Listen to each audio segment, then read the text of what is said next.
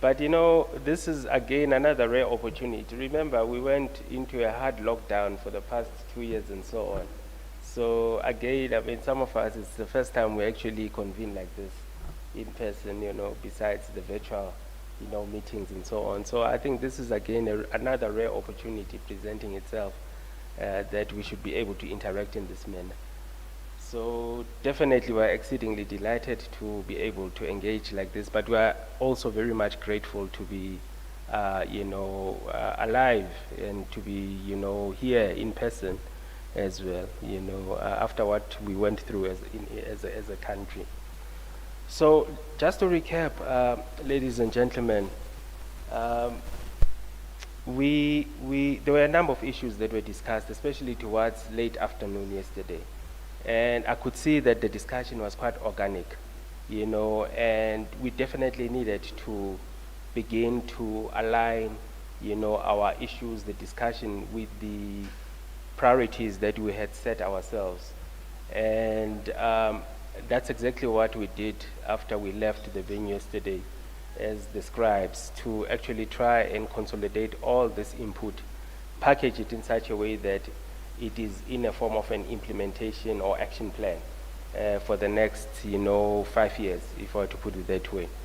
So the exercise that we embarked upon was in fact an exercise that had to say to us as a collective here that we need to be pragmatic and realistic in our approach,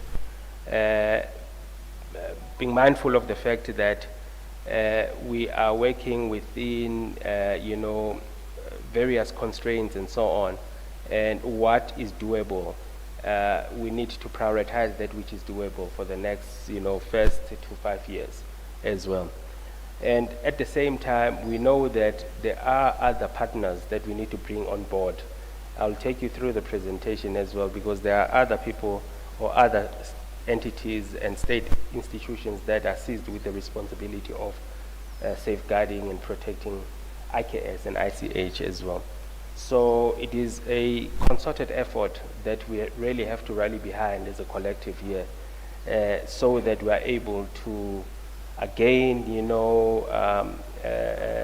make our impact more optimal, because we have to avoid also having diminished impact in what we're doing, but at the same time we also have to be mindful that we don't actually duplicate resources of the state. So ladies and gentlemen, without further ado, this is how we have packaged the actual strat plan or implementation plan or action plan. This is just a high level plan at this point. And what we want to do at this point in time is to try and refine this document, zoom into each of the areas that will be shared with you here, and try and put more meat and flesh into it. This is just the start. It's not the complete or the final document. So it's a working and living document that requires us just to put more meat into it and flesh issues out in a more pragmatic way and practical way going forward. So remember, yesterday we said we have identified 6 priority areas. So the first area that we identified that we felt strongly that it should be our first priority or focal area is audit. So under audit, we said there are issues that were discussed that informs the audit itself, but these are issues also that stem from the policy itself, the living heritage policy that has been put in place. One of the key things that came from the discussion was that there are pockets of excellent work that have happened, before, and we can't ignore that good work that has happened in the past. So we are saying that let's conduct a comprehensive audit of work that has been done in the area of IKS and ICH and living heritage across South Africa, working with various institutions. Universities have been doing a lot of work around IKS as well. So we're saying that let's not reinvent the wheel, but go out there and conduct this comprehensive audit that will inform our work and our programs. And then obviously, one of the key things that comes from the policy on living heritage and also the convention is the whole question of identification and documentation. So both these important legal instruments, they place high premium on the, can we beam this well, colleagues here, so that we're able to follow it. So one of the things that came out very strongly from both the convention, the 2003 Convention on Safeguarding of Intangible Cultural Heritage, is the whole question of documentation and, identification and documentation of elements of intangible cultural heritage and living heritage. So that is part of the audit work that must happen. And we know that in the discussions that we had yesterday, even if they weren't so organic yesterday, there was a need really to conduct an environmental scan. All the time we have to conduct that environmental scan because we know that we're working within, not in silos or in isolation. We work with communities who are knowledge bearers. There's always things that are changing out there. So we always have to be on par with the developments, latest trends and developments that are taking place within the space of IKS and ICH in our community. So environmental scans, which are continuous, will help us to gather the latest information and data around IKS and ICH as well. So we said to ourselves, stemming from the issues that were discussed, what could be the key activities that can be done? And we needed to be also very deliberate in putting this activity in, because we are saying that this is an activity that will definitely implicate a number of organizations, including the Heritage Council, SARA, and various other entities as well. So we are saying here, we want to conduct a national audit. So a comprehensive national audit must take place. When should it take place? It should take place between 1 to 2 years, depending on the magnitude of the work that must take place, that must happen, the scope of work that must happen, the nature of the work that must happen as well. But we are saying that this is basically tentative timeframes, and processes can run concurrently as well. As we do the audit as well, maybe in the 6 months down the line, we can say also, let's start with the inventory as well alongside that. So processes can run and activities can run concurrently as well. But we have to say to ourselves, let's do something very comprehensive around auditing. And then who must do this work? Here, basically, we are leaning more on the legislative mandates of the institutions under the department. We know that we had inputs from the National Heritage Council yesterday. There was also good input from SARA yesterday. We've heard that universities are also seized with the work of, documentation of IKS and intangible cultural heritage.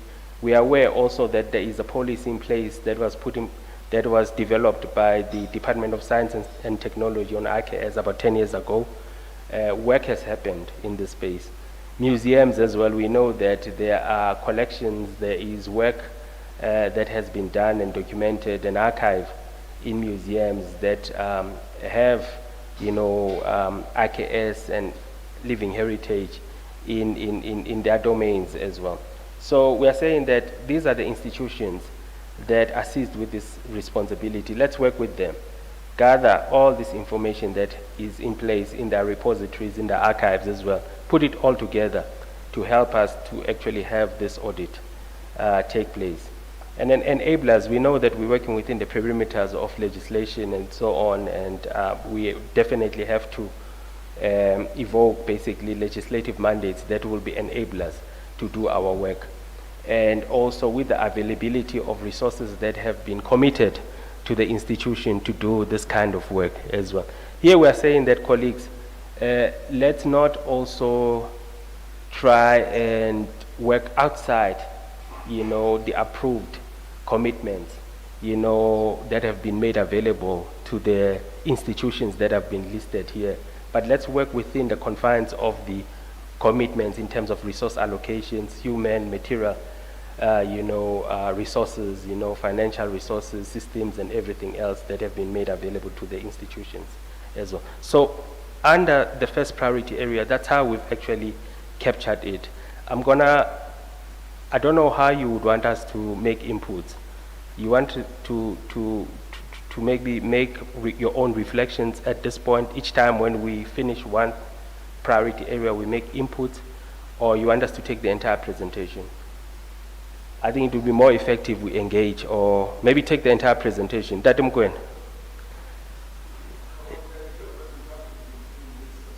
Okay. Maybe let's take the entire presentation. Please make your notes as we move along, and then pack your inputs, so that you can actually direct them to the relevant section of this presentation. So the next strat plan deals with, strategic priority area 2. It deals with inventory, creating a national inventory on living ICH in South Africa. This has come very clear in our discussions, but beyond that, we know that legislatively we are required to come up with a register, a national register, or a database, or an inventory. But here, I think the doing word here, and the common word that is normally used, is inventory, to create a national inventory, which is just more than a database. It provides more categories of information related to an element of ICH. So the discussions that we had yesterday focused again around identification and documentation, and flowing from the ICH, IKS, and Living Heritage policy yesterday, there was a need for us to begin to develop this national inventory that really documents elements of IKS and ICH. And we need also to proceed with this work of inventorizing living heritage, to look at opportunities for enlistment of elements of ICH. We know that the convention, including also the policy itself, it places high premium on enlistment of living heritage or ICH that is in danger, ICH that is, which has cultural significance to humanity, if I were to put it that way. But it's a different approach to the enlistment of tangible heritage resources. This is focusing mainly on the intangibles as well. So what needs to happen in the space of inventory? We need to develop a national inventory, which the Heritage Council has started. As you heard from our colleague from the Heritage Council yesterday, Amos Molaud, was saying that we have a model in place. We have started this kind of work nationally. And he even went on to say that there are provincial offices that needs to be established to do the work at a provincial level of setting up provincial inventories, which are more localized and provincial based as well. And then we need also to proceed with the work that would have happened around inventorying of ICH. We need to proceed then and develop national and provincial lists of ICH and living heritage at a provincial and national level as well. When should this work take place? This work we know is continuous, but we're saying that we have to start in the first year, with some elements, that have to be inventorized, but also that have to be enlisted as well. Who must do this work? The suggestion was that the Heritage Council has started with this work. Let them lead in this area, working with provincial offices, universities, and museums as well. We can definitely, we've been talking with colleagues from SARA as well, that we need to actually join forces where we can collaborate on areas of mutual interest around this kind of work. As they've done inventories, they've got experience in doing inventories. So we'll definitely learn from our colleagues from SARA as well. Enablers, We are all legislated, we all move from the legislative mandates of the entities, and we want to confine ourselves to these mandates because at the end of the day we should be able to account within the perimeters of what actually are legislative enablers of us to do this kind of work, and then also working within the availability of resources that are at our disposal as the various institutions as well. One of the things that we should really try not to do is to put forward and sponsor things that are within our control. Because if we were to sponsor things that are outside our control, knowing our limitations in terms of resource allocations, in terms of legislative mandates, things won't move at all. So we are confining ourselves within areas that we've got control over, knowing the nature of our work as the various department institutions, and with the kind of resources that we have, the human capital, the expertise, the resources, the systems, and so on. So inventorying basically forms part of our priority area too. Can we move on to the next one? Next page. So the next priority area that we sponsored yesterday is economic development. It's quite a big, chunky area, but this is just a working term that we had to just factor in and put it in as it is. Because one can ask basically, how can you have a target such as economic development is quite huge and so on? Make it more specific, to the work that must be undertaken here. But drawing from the discussions that we had yesterday, especially discussions that were sponsored by Prof. Nkondo here, that we need to look at ways in which we can unlock the economic potential of ICH, IKS, living heritage, create opportunities for economic opportunities for knowledge holders as well. I mean, this was an ongoing issue that was raised here, especially Marcus. Marcus, I think you raised very pertinent issues to say that we always take as researchers from our knowledge holders without giving them anything, without even recognizing them in our publications, without due respect, to any form of recognition. So we have to show, especially when we look at the whole economic issues or economics of our heritage in South Africa, we need to look at ways in which we can actually help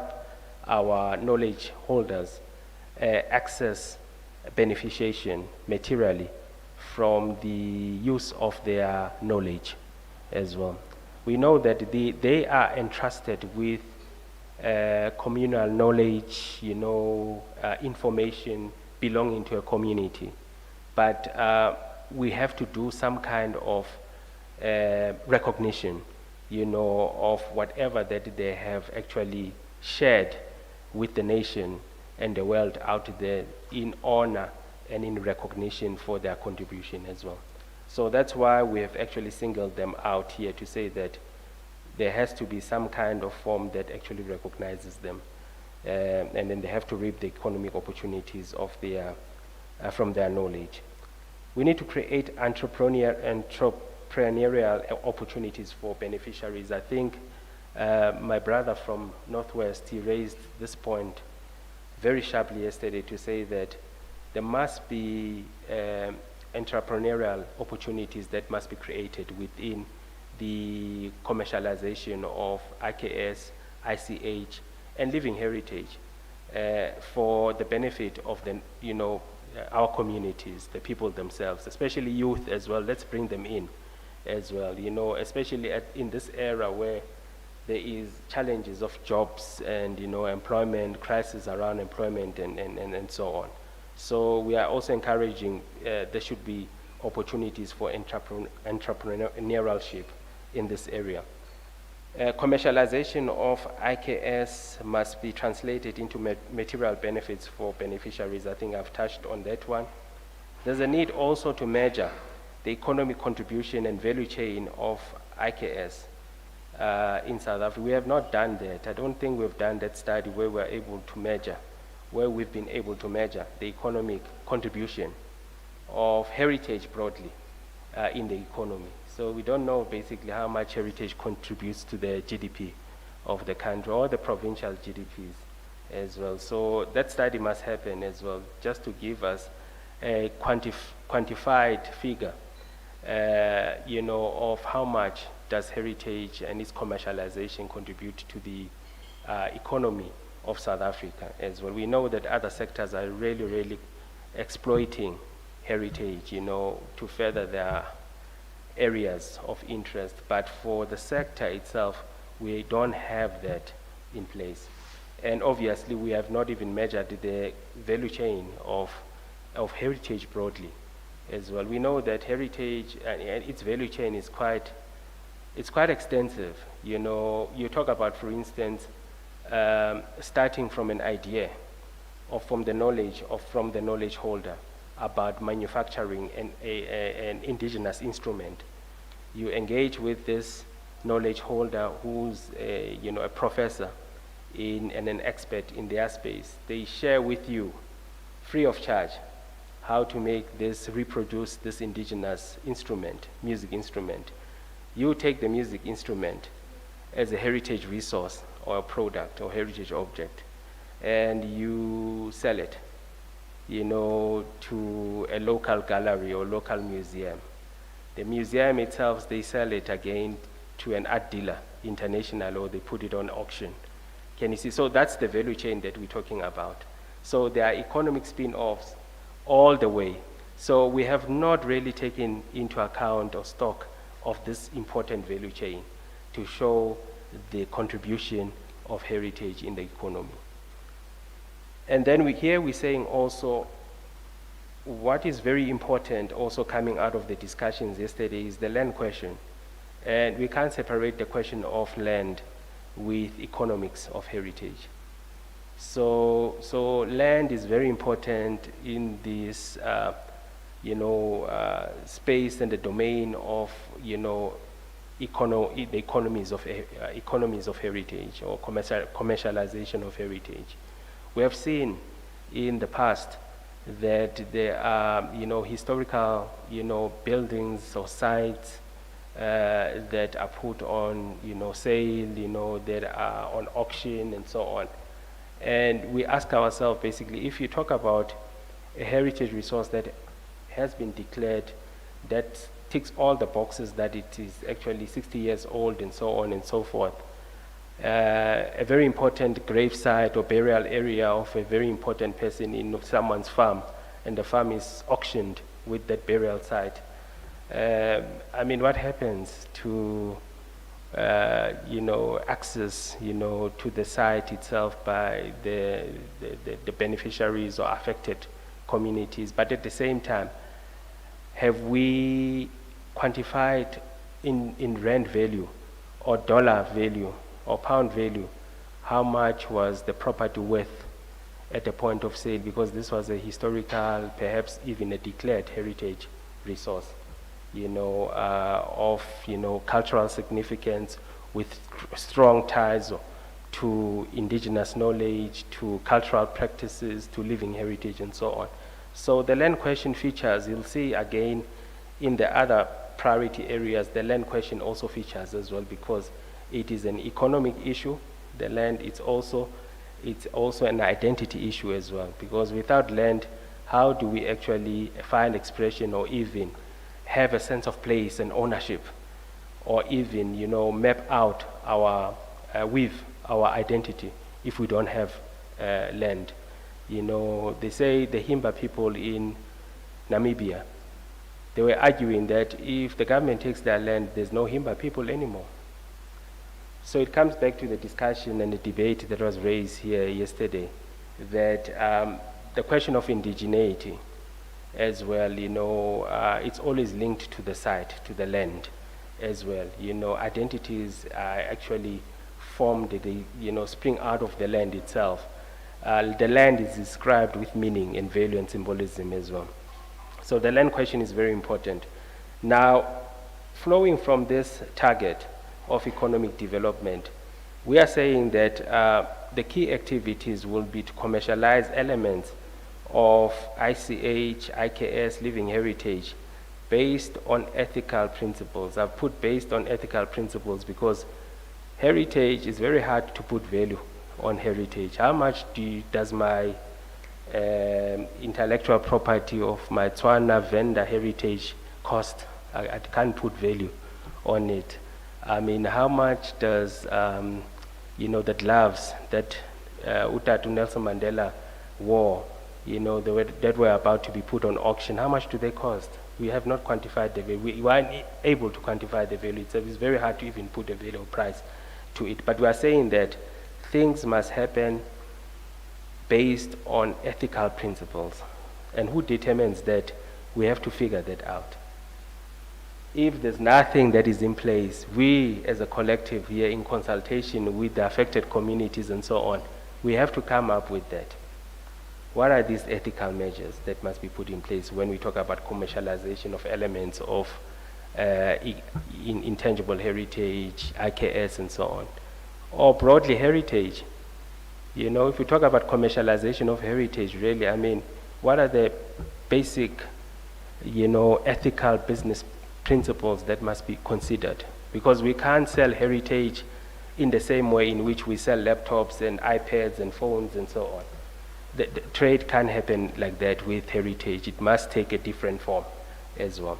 So that's why we move to the next point to say that once the commercialization of heritage resources, has happened, the question of intellectual property must be factored in, because we need to work within the legal instruments and frameworks that are in place as well to protect, the recipients, but also the beneficiaries of who are supposed to benefit from the commercialization of this heritage as well. When should this work happen? It should start from the first year. It can go on to 5 years. It can even go on perpetually, because we know that economics of heritage, they go on. It's a lifetime thing. Even the next generation, they will be seized with this kind of work as well. Who is responsible to implement this kind of work? We are saying here, let's be led by the department, our mother department, in consultation with DTI. DTI has done a bit of work, a lot of work, in fact, in this space, in the space of creative industries and commercialization and trade, in creative industries. And we know that other people, when they look at our work, heritage, or our sector, they lump it together with creative industries. So we are considered under a big category called creative industries, the arts, visual arts, film, and so on, and they'll say heritage as well. So DTI has done quite a substantial amount of work in this area, so let's engage with them as well. Heritage Council, as one of the implementing agents of the department, should also be part of this. The National Arts Council as well, under creative industries. Let them come into the into the fold. The National Film and Video Foundation as well. Let's bring them in, because there's a lot of there's a lot of interest, but also there's prolific growth that has happened in the recent past, where you find documentaries, films, based on living heritage, on various aspects of heritage that form part of the documentaries, of the cultural diversity of South Africa, that are packaged and sold and consumed and so on.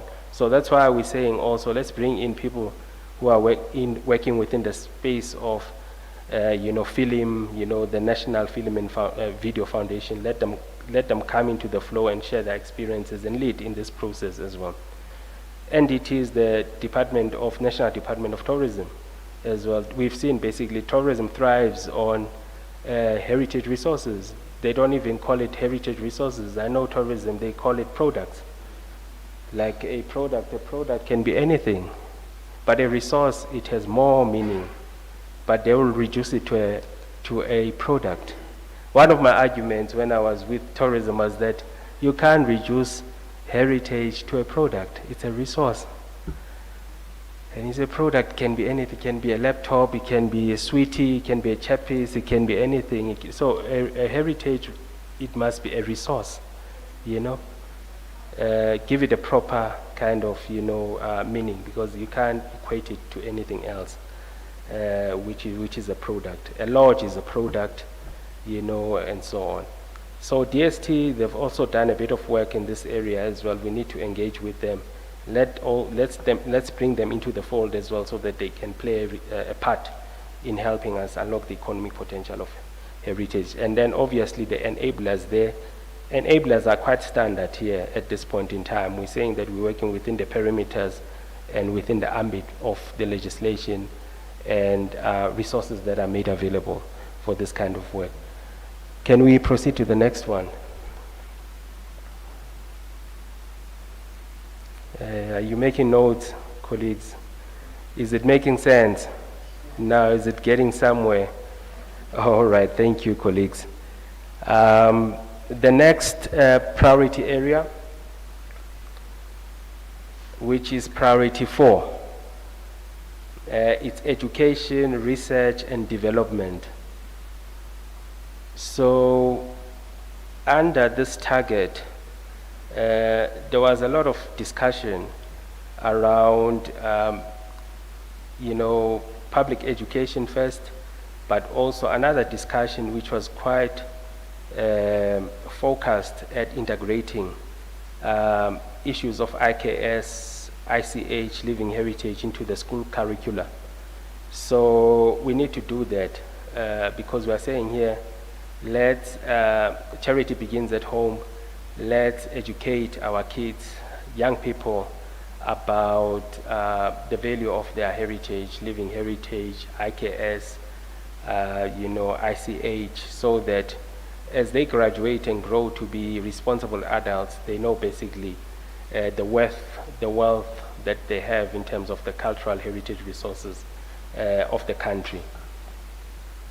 We are also saying that there always has to be continuous research and innovation in the space of IKS and ICH and living heritage as well.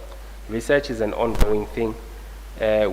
We have to set a research agenda for this kind of work as well, working with universities to give them, leads on focus areas that affect the sector, on where they need to be researching and so on. Transmission of IKS, living heritage, and ICH is very important. We talked about this. One of the effective ways in which we can actually safeguard our living heritage or an IKS is through transmission from one generation to the next, or intergenerational transmission and transfer of information as well. We can do that through books. We can do that orally, through cultural practices. And also, one of the basic things that we can do is to speak our languages, because that's one effective way of transmitting our indigenous languages. If we don't use our languages, they will die. It's like the Ngqu language. Ngqu language, the one that is spoken by the Kumanis, and I think the 2 speakers of the language, they've since perished. So the language is hanging in limbo because young people really, it's difficult for them to take it forward because, the main people who speak the language are no longer there as well. So language is very important. Leave the fact that I'm speaking the Queen's language now, but when I get home, I speak another language. In fact, it's like Fanakalo, because I'm like myself, I'm a mixture of so many things. But what I'm saying is that we have to put heritage to use in order to safeguard it. If you can't put heritage to use and you shelve it and leave it until the 24th of September and take it out on the day, then it will cease to prevail. It will be the end of heritage. So we have to put it to use. We have to use it all the time. Use our languages. Be proud of our languages and our cultural practices as well. So that's what the transmission really stands for here. And then also the issue of indigeneity and identity, I think we spoke about that. This is a process that is always constantly researched and new knowledge is emerging and so on. So that's why we've actually put it here as well. You'll see it features in various other priority areas. But we said let's also put it under research, education, and development as well. And then what should happen in this area of work? We need to build capacity and train, in our communities, even ourselves as well as officials. We need to be trained and capacitated also on how best can we safeguard these elements of ICH, living heritage. Even myself, I've studied living heritage. I have a degree also based on living heritage. But if you were to ask me, what is the effective way of, as an official now sitting in my desk, of protecting ICH? It varies. I don't have a concrete response towards that, because each community, it has its own ways and tools and mechanisms of safeguarding their aspects of living heritage and indigenous knowledge as well. So we always have to be open to training and to be capacitated ourselves as well, especially where we are sitting. We are entrusted with a huge responsibility here to look after the heritage of South Africans in the country. So we really have to subject ourselves, humble ourselves, to be taught out there by communities who know best how to preserve their own heritage as well. Gone are the days where we are arrogant as officials. Sometimes you sit in a nice office there and you think that, no, this is your farm. It doesn't work like that with heritage. Heritage will humble a person. You go out in a community and say, no, I've come up with this policy on this and this and this. They'll say, no, but it doesn't actually resonate with our experiences on the ground. So it's very important that we are all capacitated, including officials, on a continuous basis. We are educated on how to preserve heritage. We need to integrate heritage into school curriculum. That must happen with the Department of Education. There must be also continuous research and innovation that happens in this space. When should this happen? It should start in the first year up to 5 years, and then also on a continuous basis as well, because this is work that must just go on. But we should have specific milestones of certain deliverables that must be met along the way. Who is responsible for this work? We are saying that the Heritage Council needs to play a part in this particular work. DST, they've done some work. They've done a lot of work, in fact, in the space of IKS, universities and museums as well. Let's bring them into the fold here. And then obviously in consultation again with the various NGOs, communities, various other government entities as well. Enablers is still legislative mandates and availability of resources. Let's proceed to the next one.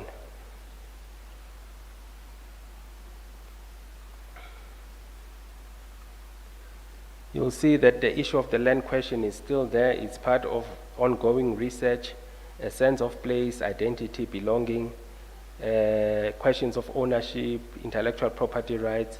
It's issues that we always have to be grappling with, innovate in this area, do research in this area, look at the current trends, developments that are happening within this space. Let's just go up slightly just to get priority 5 in. Thank you. So priority 5, we sponsored this target, raise awareness and promotion.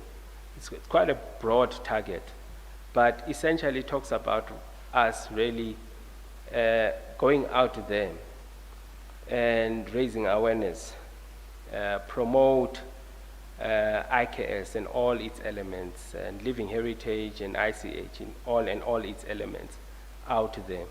Because if you look at anything that you come across, even on the internet, even in the media, and so on, little has been, you hardly find anything that relates to IKS or living heritage. You read about so many other things that are happening, and tourism is very good at this thing, because they'll tell you that we are now promoting South Africa as a safari destination based on natural heritage, And they'll tell you that we've got scenic views, scenic places, pristine places, and so on. And in those places that they're profiling, there's a lot of cultural heritage, but they don't talk about it. They don't profile that. They don't, promote that. They don't market that as boldly and as, aggressively as it needs to be marketed out there. South Africa is not a safari destination. People are always confused in South Africa to be a safari destination. It's not a safari destination, South Africa. South Africa has rich cultural heritage.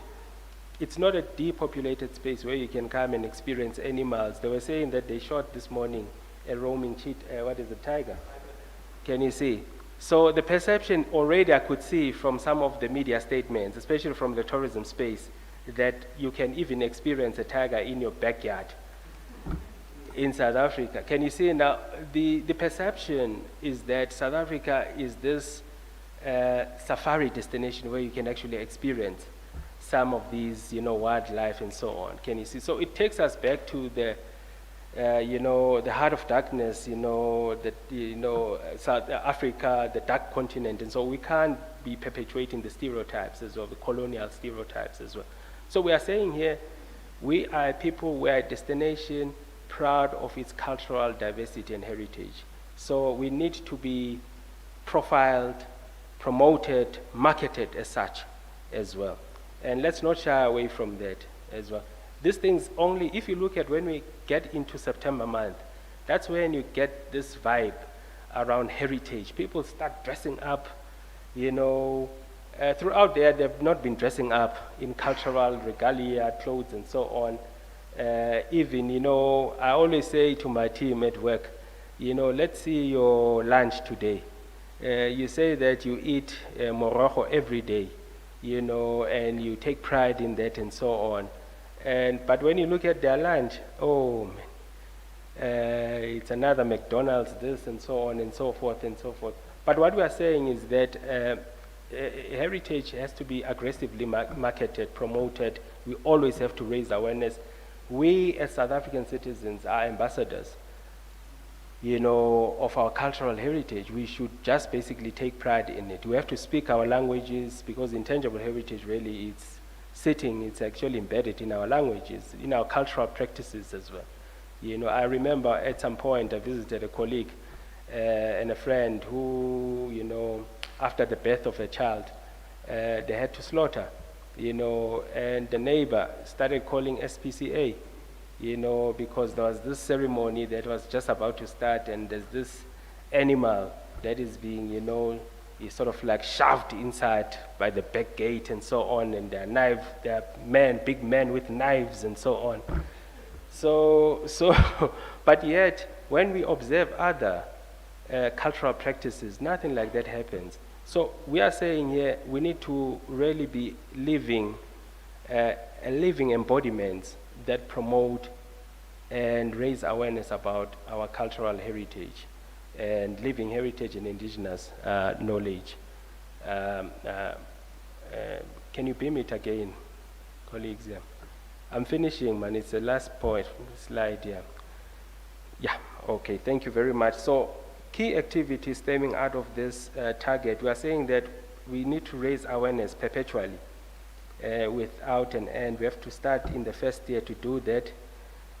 We need to promote and disseminate information, in all official languages, on multimedia platforms, including, your heart, publications, books, e-books, social media, apps and so on. I think my brother from Northwest, you made this point so sharply yesterday to say that young people, it's hard for them to get them to read a book. Work with the instruments and gadgets that they love. They love phones, they love, all these social media things. Utilize those instruments, that they find appealing, to promote our heritage. So definitely using multimedia platforms is very important. It's a way to go. It's a current trend to do that. Yeah. If you look at our research and development priority area, we always say that we have to conduct that environmental scan. So environmental scan, it's basically scanning all the time what are the latest developments. So a latest development is this fourth industrial revolution that has taken us by storm. Even our meetings, we hardly meet. It's only now in this rare opportunity we've met like this. We don't know with this new variant we'll be able to meet like this again. So we are relying again on technology to meet and so on. So let's use technology to its optimal, so that we are able to promote and raise awareness about ICH, living heritage, and also IKS. When should this work happen? We're saying starting first year up to 5 years. And it should be a continuous process that happens, but with tangible milestones in between. Why I'm saying tangible milestones is because we have to also measure progress in what we do. If we don't have certain milestones to work towards, then things are open-ended. So we won't be able to measure if we're making progress or impact with the things that we are doing. And then who's responsible for this kind of work? We're saying DAC, help us here, lead, NHC lead, be part of this process, Sarah be part of this process, museums be part of this process. Let's have a discussion with the Department of Tourism so that through its entity, the South African Tourism and Brand SA, they're able to profile us in the most dignified way, not as a safari destination, but as a destination of people who are proud of their cultural diversity and heritage as well. People who are sitting at SAT who are marketers of South Africa as a preferred destination, they don't have heritage background or content. These are, we call them city slickers. I don't know if there's another term for it. City slickers is like basically you move with the trends. Anything that, that you can just, present out there and, get people interested to come into the country and, sell the country as a preferred destination and so on. There are enablers, obviously, there that basically, govern our space, that also make our work possible as well and support our work. The last one, which is priority 6, community involvement, partnerships, and stakeholder engagement. I think here we spoke at great length yesterday to say that we can't do this work in the absence of communities. Communities must inform us of what should be preserved by the state or by state institutions and organizations and so on as well. It comes back to the question that was asked, who are we safeguarding this heritage for? Who are the beneficiaries of this heritage? Takes us back to the communities. We can't do this work without community involvement, in other words. We can't also do this kind of work, magnitude, big monumental work like this, in isolation from collaborations and partnerships with both public and private sector stakeholders. We have to really forge partnerships to be able to do this kind of work. Stakeholder engagement, this is always a thing that we always have to bear in mind. We always have to engage our stakeholders. Prof was reminding me this morning, was saying that, after doing this work and having come up with a draft like this draft has to be workshopped with the relevant stakeholders. It can't just remain amongst ourselves. We want to get buy-in. We have to get also the blessings and the inputs of other people that are affected by this kind of work as well. What should happen? Consultation with stakeholders must happen, especially indigenous communities. Remember, the question of indigenous communities is always coming up all the time. Establish partnerships and collaborations in both public and private sectors. Have that stakeholder engagement taking place all the time. When should this work happen? It should start in the first year, up to 5 years, but on a continuous basis going forward as well. Who must do this work? It's a collective. We've got the mother body, the department, we've got Heritage Council, we've got SARA, Department of Science and Technology, universities, museums that have been doing work in this space. And these are sites where communities come in, to reflect, to engage, around issues of heritage. And definitely these state entities should be part and parcel of implementing this kind of work, and then working within the perimeters of their mandate and availability of the resources as well. I'll pause here, colleagues. I've tried really to lift the key salient points that came out of our discussions and just plug them in. This is a living document, as I indicated. It will benefit from being strengthened by a collective wisdom, through our discussion this morning, but also even post the workshop itself. Please, let's try and make inputs as well, just to strengthen the contents of this this draft. So thank you. We'll now open for discussion. Sometimes I get confused. I'm wearing so many caps. I'm a presenter, I'm a facilitator. So I'm the author, the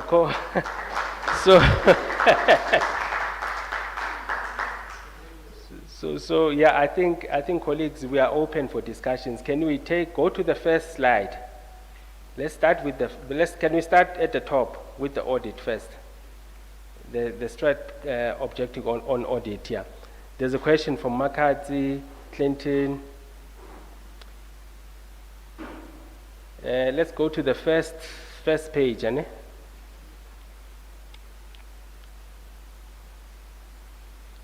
I see 2 hands for now. Okay, 3 hands. Oh, 4. 4 hands in that order. Let's take the first 5 hands first.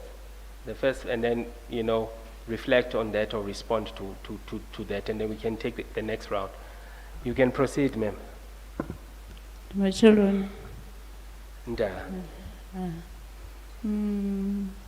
This is what I was reflecting also last night, and thanks a lot for this clear.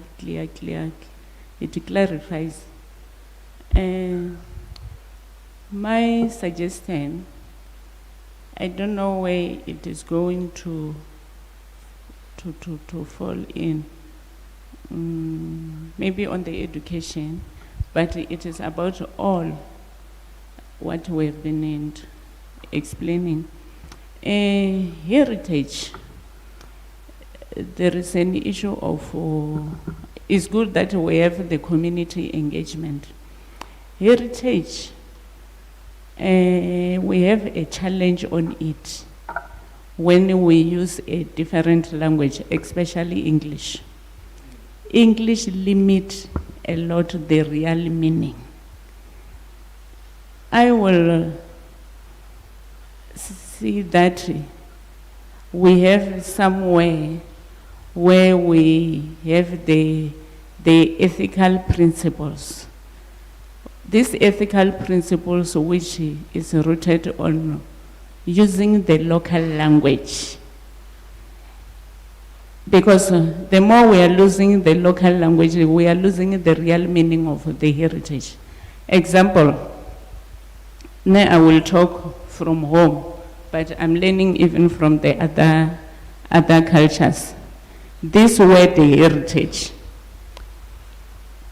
And so we have even go to University of Venda and they ask them, where does this word come from? Do we have it in the Venda? I went to the language faculty. In Venda, we don't have that as a common language, as a daily communication. They translated heritage into Venda, and they call it Wofa. And the word Wofa is not a language of communication at all. We only have the proverbs. One proverb which has that word,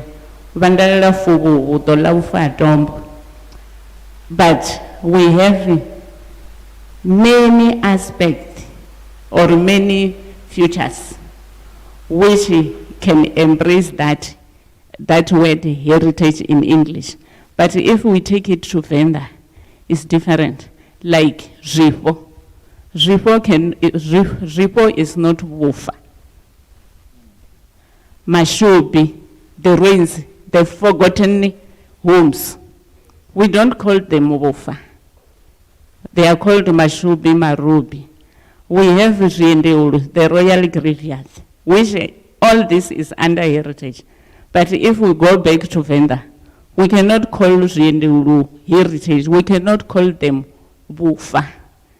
Then my suggestion is also to have a key emphasis somewhere to bring back the local language so that we bring the meaning. And my suggestion, like what we're doing in our community, when we write or we document, we also create something like a glossary or definition terms. And when we compile the whole document, we use like if we are creating a document about Mashubi, we don't just say Mashubi.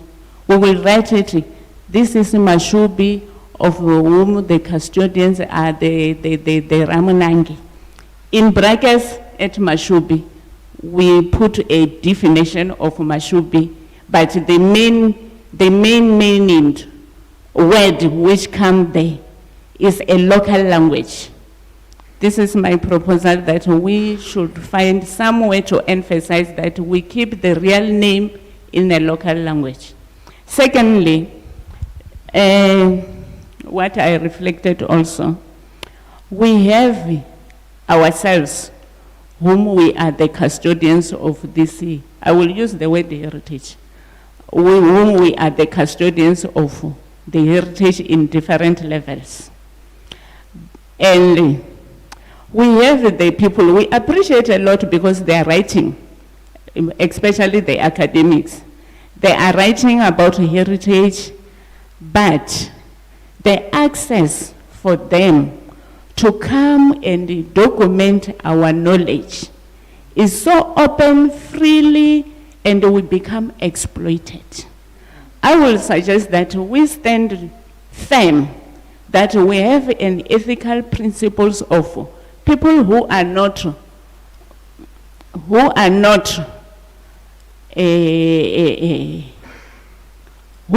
ourselves, South Africa, even Africa, but I'm talking at home now.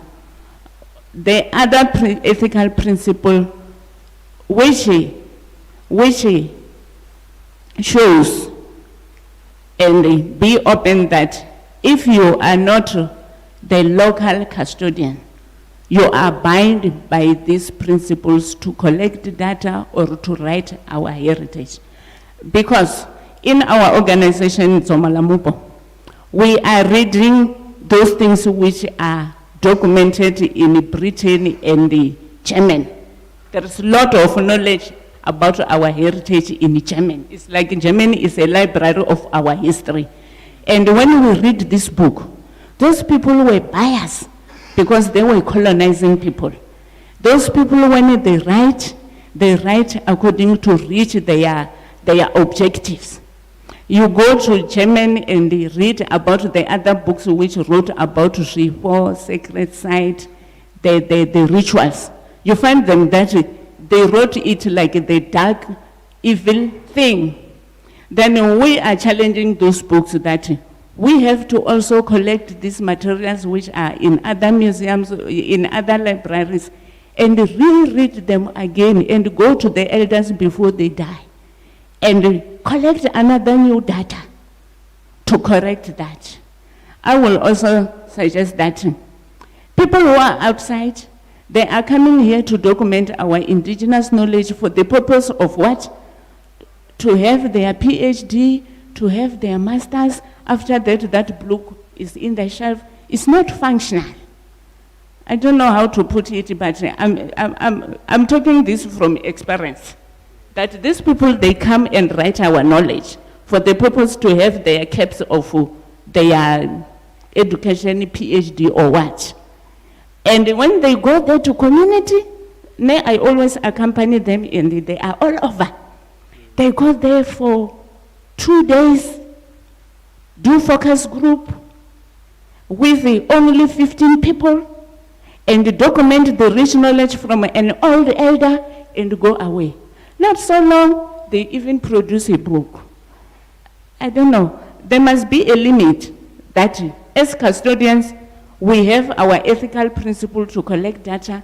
The other people who are outside, they also have their binding principles. These are the things which are, lastly, on the responsibility, I also see that the communities also have to be there. Because we talk about museums. Those people who collected museum tools, they have robbed us. We have the beads. We don't know who take them from our grandmother and put them in the museum. And these are the spiritual beads. We don't have access to take them back. I think also the responsibility should be the custodians of intangible heritage and the communities, so that when we took decision, it's not a decision by the government or the university or owners of the museum. I will just stop there, but I have a lot. Yes. Thank you. Thank you very much, ma'am. Yeah, let's give a round of applause. Yeah.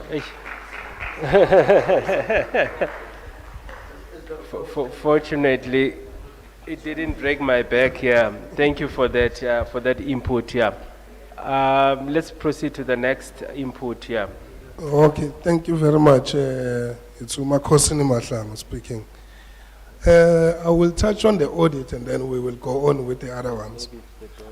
Mostly on the responsibilities I see is the departments of Arts and Culture, SARA and NAC. But with the audit, if we want to really know about our living heritage, I think we must add the Department of Traditional Affairs. All right. Because our chiefs know more with their communities.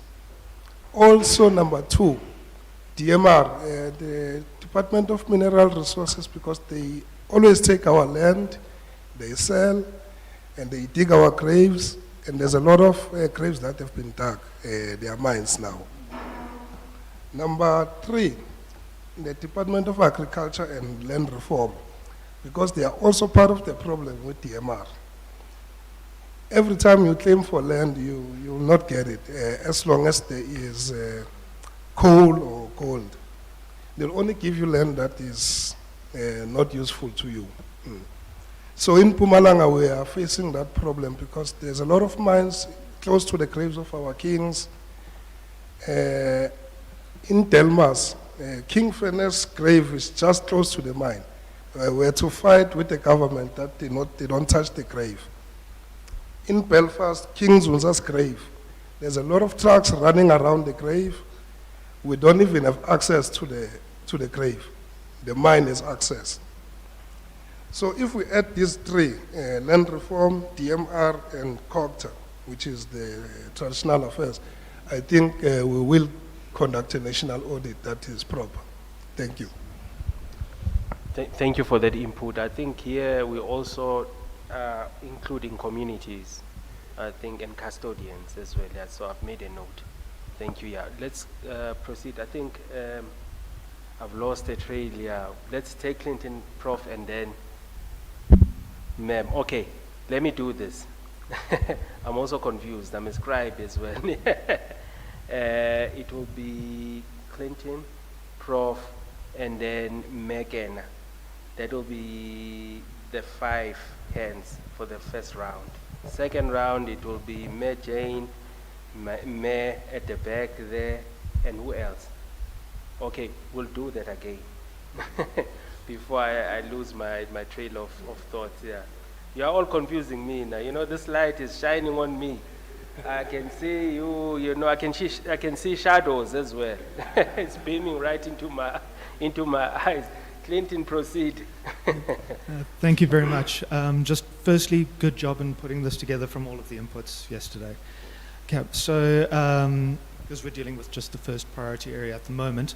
In terms of the audit, what you have under the key activities at the moment, which you've just noted as conduct national audit, firstly I would change that because what you're doing, and it's mentioned that the issues discussed, is you're actually doing your environmental scanning.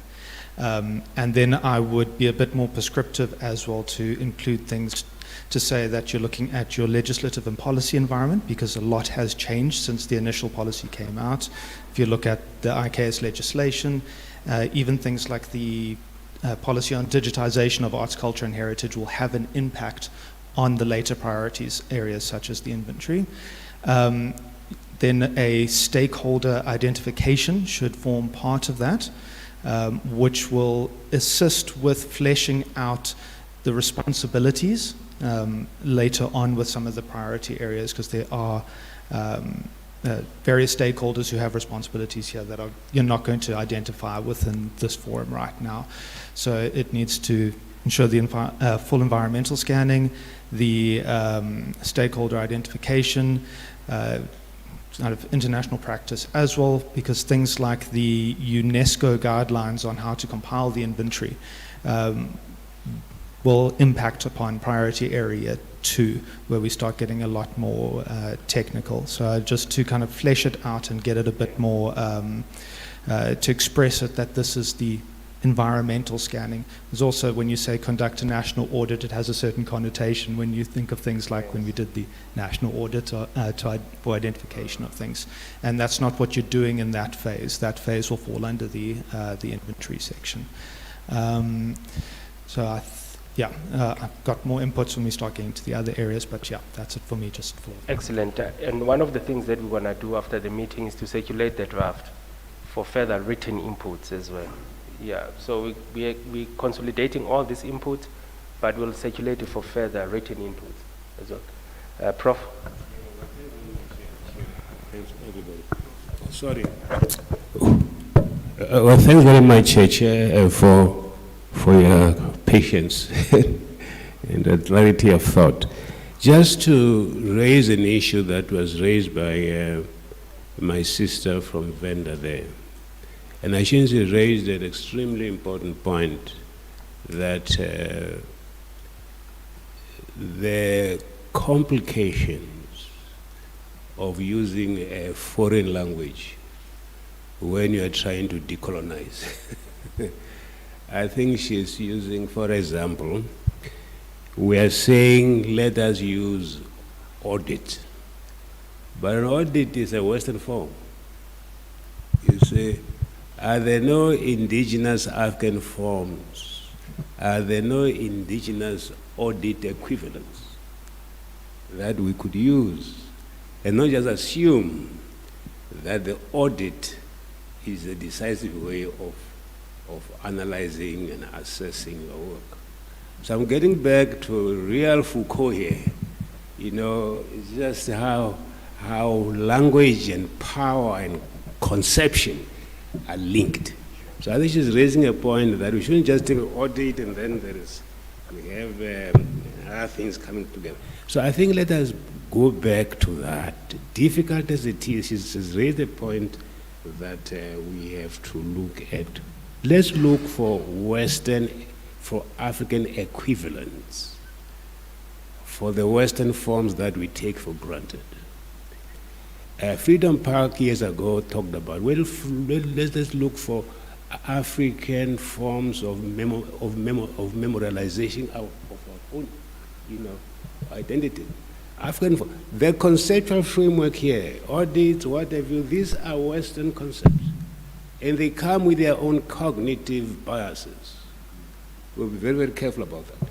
Okay. I want to go and, for example, and take a second thing, Chair. When we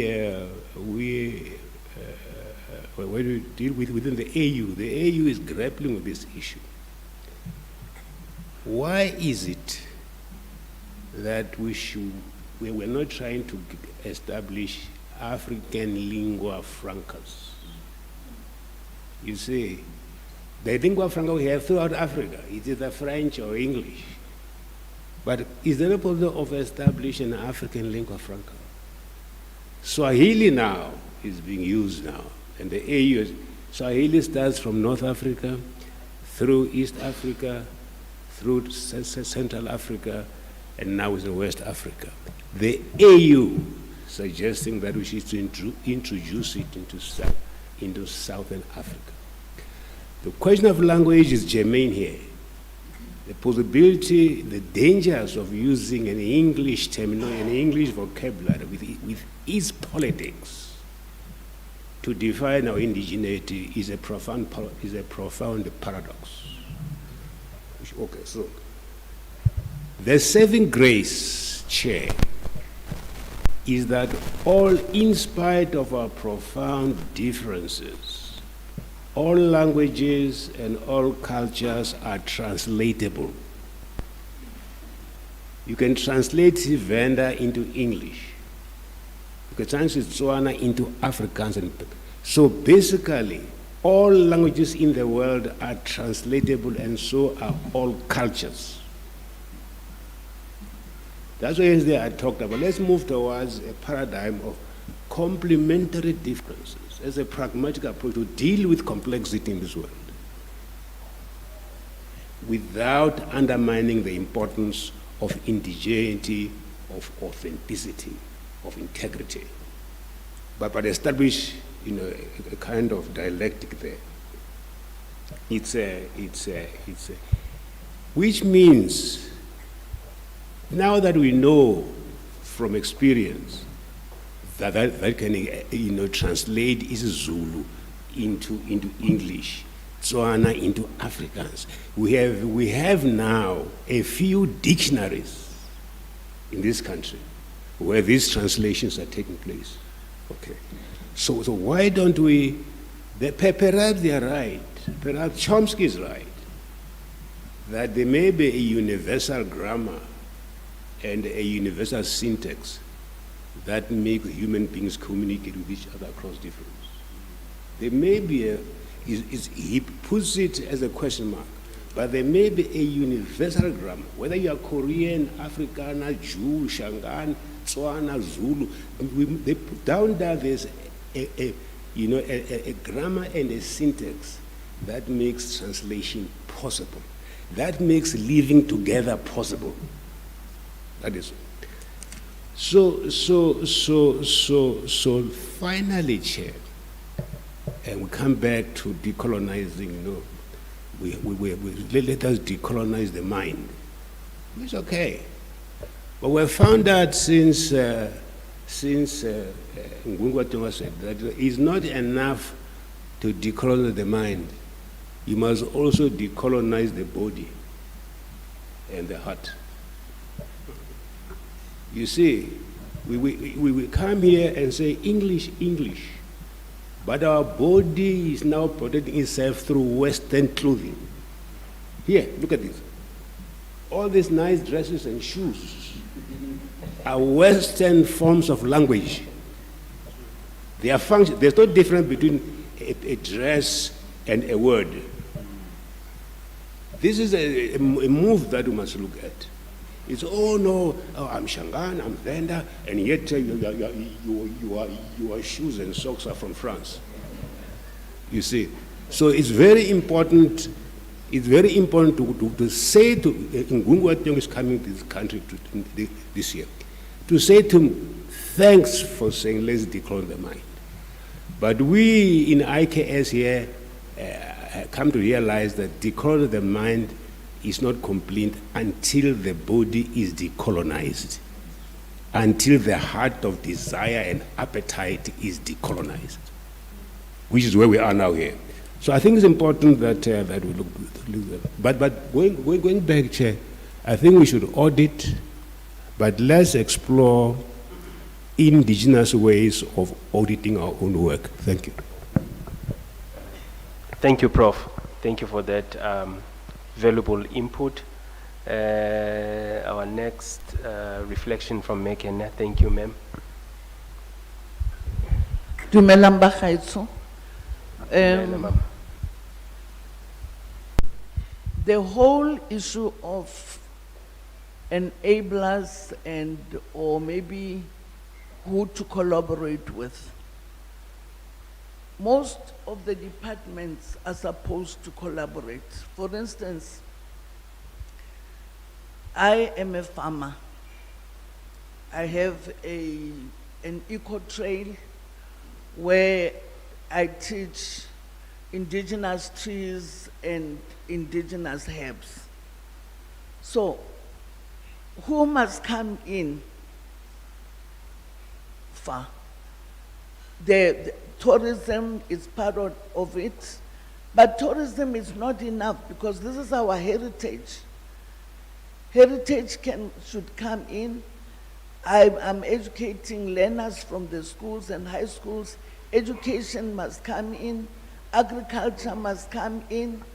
Science and technology must come in, and so forth and so forth. So we need to make sure that we collaborate so that we don't lose, this interaction with all the departments. It's very important because they have a say. It's not enough to say, I'm dealing with Department of Tourism. What about agriculture? What about heritage? What about science and technology? So that's my, and when it comes to heritage and our heritage and so forth, all these things need to be packaged and we need to interact with each other. Another thing is the issue of indigenous languages. I'm so excited that everything will be in our indigenous languages. But we must be careful of translations because most of translators lose the idiom of the language because people tend to translate verbatim, So you lose the gist of what, maybe say for instance the person translates an idiom or a proverb or a folktale. So you tend to lose the gist. So there are a lot of translators who are trained for UNISA. I learned UNISA has a course here, translation. So we need to pick people that are knowledgeable in translation of our indigenous knowledge. Otherwise, we'll lose the gist of what we're talking about. Thank you. Thank you, ma'am. Thank you for the insightful reflections. We'll take the next round yes, we're going to take the next 5 hands. I know that Majena, you still have appetite to ask, to reflect. Okay, let's, with a show of hands, it will be 1, Utata, 2, Ntate Mukwena, and then Umama, yeah.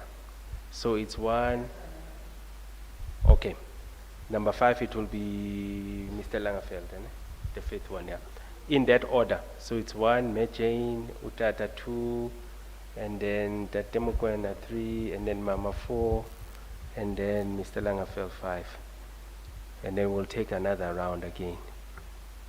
Let me look at the time as well. I'm not too sure what time is our tea. Is it now? No, let's push. Let's take this 5. I think, yeah, it could be a working workshop. Yeah, you can, silently grab tea and come and sit in or something to that effect. Yeah, let's have this as a working session. I don't want us to lose this point. Thank you. If you don't mind, ladies and gentlemen. Yeah. Thank you. I think mine is just maybe not necessarily a question, but a commentary on, especially on the audit and the inventory, to say, and the same will apply to other areas as identified. Firstly, I'm happy that the areas identified are aligned to the IKS policy. So it's really a matter of strengthening, implementing, and monitoring. To say we need to devise as we do the audit and the inventory, a mechanism for coordination and consolidation, so that we avoid, I see their responsible organization, to avoid duplication of effort, but also the silo mentality. So we need to find a way where we will monitor impact across the board in terms of which entities doing what and consolidating that through the inventory so that you know and you are able to measure the impact holistically. It will also assist in sorting out the budget because then the responsibility is not just with one entity, but entities will be sharing in responsibility. But someone, maybe the NHC, as the developer of the registry, will then make sure that they have the information, they know what SARA is doing, they know what DST is doing, and then we're able to nationally follow and measure what impact we are making nationally. So I wanted to just share those to say the detail is very important, because this has been presented. We do have this, and luckily it's aligned to the policy. Thank you. Thank you for that input. In fact, it takes us basically again to what will be the role of the panel as well. You know, if we are saying the panel also should play an oversight role on the work that will be done by various entities, what will be this role of the panel? I think that must be clearly defined as well as we go forward as well. We know that the panel will guide and advise, but they also have to keep us on our toes and track progress and help us monitor the progress. That input is very important. There is a burning question online. I'd really like us to take that question, if you don't mind. If you don't mind. You don't mind.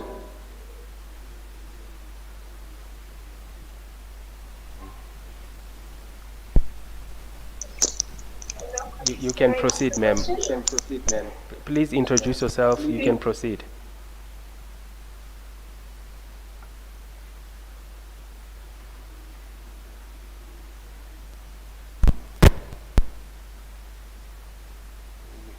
We heard a small voice. A small voice. Am I audible?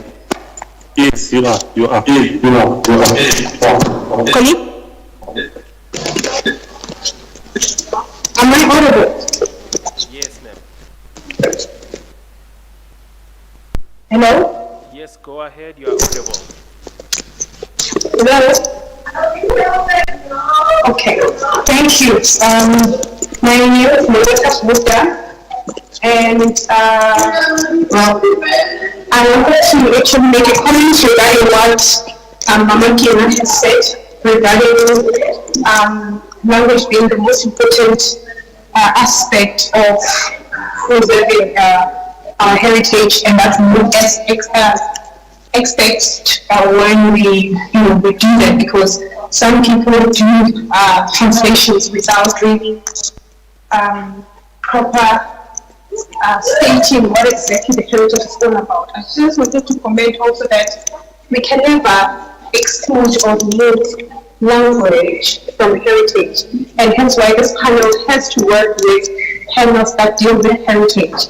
This panel has to be in partnership with, for instance, PINSAP has to be involved in terms of things that have to do with language and things that are language directed, so that we do not miss the important aspects, so that we work with experts who understand the value of culture and the value of preserving important parts of culture. If we get people who are amateurs, for instance, that would mean certain aspects that cannot be translated from English will get lost in the translation when they try to translate directly. But if we get people who are experts and we work with experts that are accredited by the department, it therefore gives us an advantage as a panel to work with people who would have an aim of preserving culture while they promote language. Because how do you remove being in the bed without in the bed as a language? So that is something that we should look forward to in terms of trying to also capture the importance of culture in our indigenous knowledge systems.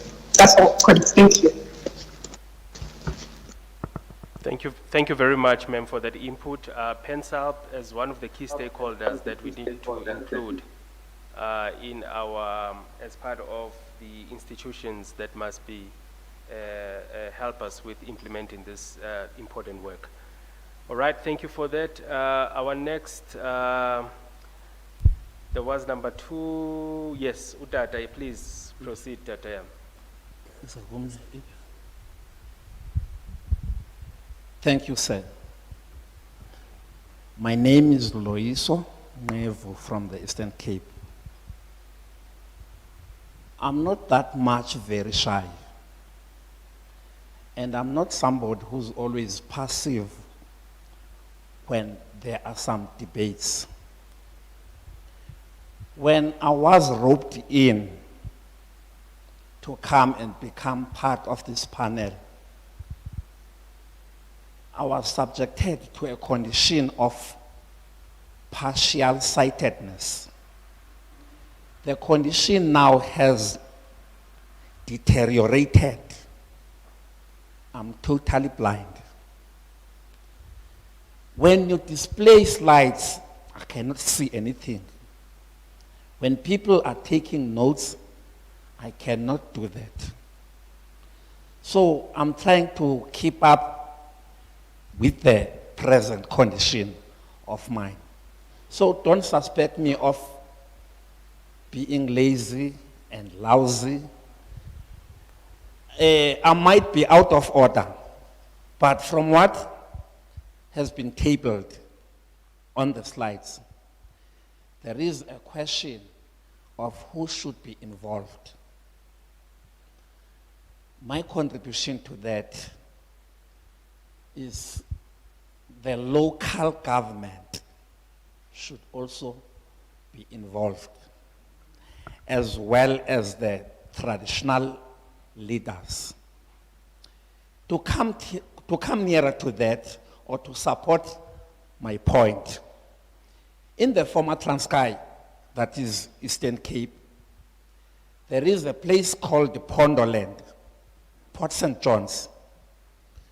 Near Port St. John's, there is a spring or fountain, something like that, called Isinuka. At the waist of a hill, next to next to R61. In this place, there is a spring of water that is coming from this mountain with a funny smell. All those who do not feel well, more especially those that are caught by flu, by inhaling the smoke from this fountain, they get choked. When you take that mud and you use it on your face, the pimples are gone. The wonder about this, many people have been fencing this around for commercial benefits. When it has been fenced around, it dries up and it emerges outside of the fence. That is part of our heritage. Between Mtata River and Umzimkhulu, that is the land of Amampondo Mise. Amampondo Mise have, even if it's non-existent today, they have a ritual of burying their chiefs, paramount chiefs and kings at the bottom of the rivers. Those rivers carry a heritage of Amampondo Mise. Kabengwaba, bamtata bamsa ezansi. They tie him there on the roots of some of the trees around the river. That is heritage of Amampondo Mise. You cannot do anything without involving the traditional leaders in that society. As well as you cannot do anything about Isinuka and other places if the local government is not involved. That was my input. Thank you. Powerful input, Tate Nkosi kakhulu. Powerful input. You have not missed anything. You were not out of, place. You were spot on. Yeah, you were spot on. I think what we need to do as officials is to begin to translate also this work in the most accessible manner, maybe audio, visual, or audio. Audio, visual, or audio. I think audio will help you. You know, somehow we'll share the audio recordings as well, data, so that you can also still make inputs post this workshop. We'll welcome your input, definitely. Yes. Ndate Mukweng. Thank you very much. I'll just try to be straightforward on the issues. The inputs that have been made, including your presentation, has been very, very helpful. There's just some areas where I feel I'm not asking so that you answer, I'm just putting on the table so that we see what we can do about it. If it has been answered, it's okay. You see, this whole idea that we are dealing with IKS within the framework of your arts and culture heritage, but at the same time, we are dealing with it beyond the arts and culture family. This doesn't seem to be clear-cut consideration of the governance issue. In other words, coordination. Who's going to coordinate everything? It's not enough to say, what do you call them? National Heritage Council is doing that, SARA is doing that. You see, one of the reasons why transformation has lost value as a concept is because we spoke about it for close to 20-something years. And we were not able to move in certain areas. So now when you come in 2022 and say, let's transform, people say, but these guys have been saying this for more than 20 years now. We are tired of this concept. So part of the reason why things go like that is because of lack of a proper coordination. For instance, how do we know that what agriculture is supposed to do in IKS is doing it? What National Heritage Council is supposed to do is doing that. What is Inyanga is supposed to do is doing, you know? So I think that we must begin to think within the arts and culture heritage family and also beyond and say what mechanism for coordination can be put in place. And then number two on that, when we say we are going to work within the framework of the institutions that are already existing, I agree with that. But normally when you come with a policy review, part of the reason you do that is to ensure that if there are certain areas where the institutions that are existing, if there's a lack, you are able to raise the bar by coming out with new policy initiatives that will ensure that the institutions change, for instance. I am aware that SARA deals with IKS, under living heritage. I'm aware that the National Heritage Council do that, and I'm aware that museum collects. Are we able, as we are standing here now, to say whether what was supposed to have been performed from that period up until today has been performed? You see? So that is, for me, that is a major concern. When we look at what our responsibilities are as a task team, vis-a-vis what is already existing. And that the last two would be the issue of enforcement. I link to the issue of enforcement to the idea of priorities, not these priorities. My worry is that as a country, we don't seem to be having clearly written priorities relating to IKS beyond arts and culture. I'll give you an example. North Korea and South Korea, or the Koreans, have fought hard to include Taekwondo as an Olympic sport. They succeeded. Several other countries, I think Brazil has been pushing, what do you call it, capoeira. You know, so quite a number of countries are bringing their cultures on board at the international landscape. Now, we have Musango in Venda. That is fist fighting, bare knuckled. We have the stick fight both in the Eastern Cape and in KwaZulu. Shouldn't we be beginning to think about these priorities projects in addition to these broader ones? Shouldn't we be saying, what are the things that as Africans that relate to our culture that we want to use to define ourselves internationally? And list a few and say who will be responsible for doing what within what kind of a period of time. I would love to see Musango in the Olympics. I've been watching boxing from the time when I was a kid. To a certain extent, the idea of black people hitting each other wearing gloves was foreign to me. And it's foreign to others. Are we saying it's not possible to elevate Musango? So my suggestion is, if you check people's stick fight, whether they are men, boys, or even some women who dared go into that particular territory, you realize this is an art. Yes. But why is that art in the periphery? So my suggestion is, maybe we need, as we go through this, to begin singling out certain projects and say, this we're going to use to, we recommend that they be used to profile South Africa. For instance, we have a distinctly South African architecture. If you can go to Limpopo, we know the difference between a house built by Batsonga and the one built by the vendor by the structure of the roof. They are not the same. The one is steep, the one is a bit flat.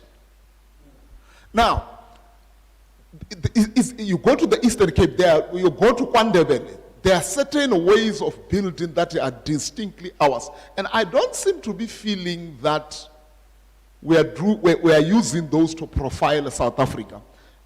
Maybe without dragging longer. I agree on the issue of promotion, but I just wanted to add a caption on that. I think we also need to push the idea of informed promotion. I'll give you a very good example. We had a very interesting case. We laughed about it, but we realized we can't blame anyone. It's our own fault. Yes. An associate of mine was going out with a very beautiful white lady. And so this lady wanted to impress him by tapping into African culture and begin working within that framework. But she went to a wrong person to advise her. That person said, you want to be African? And no, I'll take you to your Sangoma, Bayo Twasis. You understand? So there is a tendency when you talk, even in the media, when you talk about African culture, for people to put Ubungoma in the forefront. Yeah, that one is a calling. And the danger with it is that you don't want to play into something you won't be able to pull yourself out of. So when we promote South Africa, I think the heritage sector needs to be proactive and provide to tourism the things that are easy to engage with rather than do it general. I think I've said a lot. I'm surprised, Chair, that we didn't include the funding in the priorities. I'm a little bit surprised, unless if I miss, you know why? Yeah. When the lady was raising the issue of the terminology, I mean, we should be thinking about putting together a dictionary that deals with our intangible heritage, clarifying specifically what is Venda, what is the difference between Chiendeulu and the Rubida. You know, you need somebody to work on that. But if somebody was going to work on that, who funds that? I'm thinking that without promising that anybody will be funded by us, we should be saying, what are the funding models for this issue that we are pulling? And, Prof, about decolonizing the body, yeah, no. I am not going to disagree with you as my elder. To a great extent, I agree. However, if you want to win a struggle, we have learned the hard way. Don't try to fight all battles at the same time.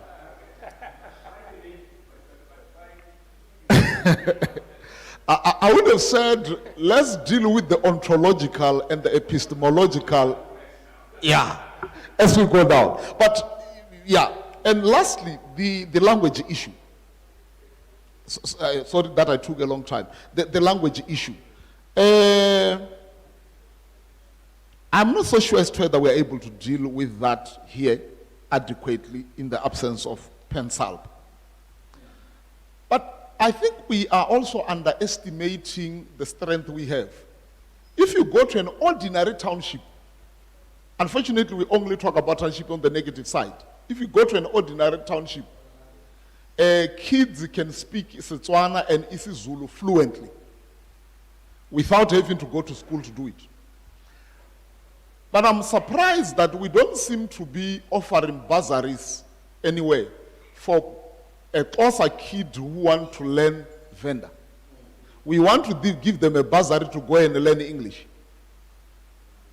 I think something that we need to tap into that development within the township and also link it to the schooling system. As far as I'm concerned, it is doable. I'm a little bit afraid of also what Prof proposed. Actually, it's a very good idea. The issue of Swahili coming down to us, it would be a plus factor. It would be a strong point. However, if you were to look at the fact that Southern Africa has got less than, if we were to exclude some of the countries that have got minor languages, if I can use that. For instance, isiZulu, isiNdebele, isiXhosa, isiSwati. Practically speaking, you could find a way of unifying that to build one cohesive language of the region. Setswana, Sepedi, Sesotho. You can actually do the same. Kiluberu, you know. Would it be enough to get to receive Swahili as an importation? Or also to grow something from our own soil through unifying these groups? Get me clear, I'm not against Swahili. I would love to learn the language. I just feel that we have allowed our divisions to fester over a long period of time, and yet we have an advantage that we could collapse the others together without causing harm. Those are my views. I'm willing to decolonize the attire. Thank you, Ndate Mugwena. Thank you for your input. We'll take another input. Thank you, ma'am. I was again on Khotlile Tata because I'm consulting land, apart from the IKS NGO that I've started. I'm consulting land reform and rural development. And restitution in particular is faced with a very serious problem. But because there's a lot of abundance, our government is failing beneficiaries of land claims. Really, most of the people that I'm dealing with, I'm roaming around dealing with land claimants, because in South Africa, land claims are not settled and finalized. And the report that we're getting from the government is saying they are settled, of which is not. So most of people that have been removed forcefully, they've got really sad history about their removals. Some died, some even has been taken, their cattle, livestock has been taken from them.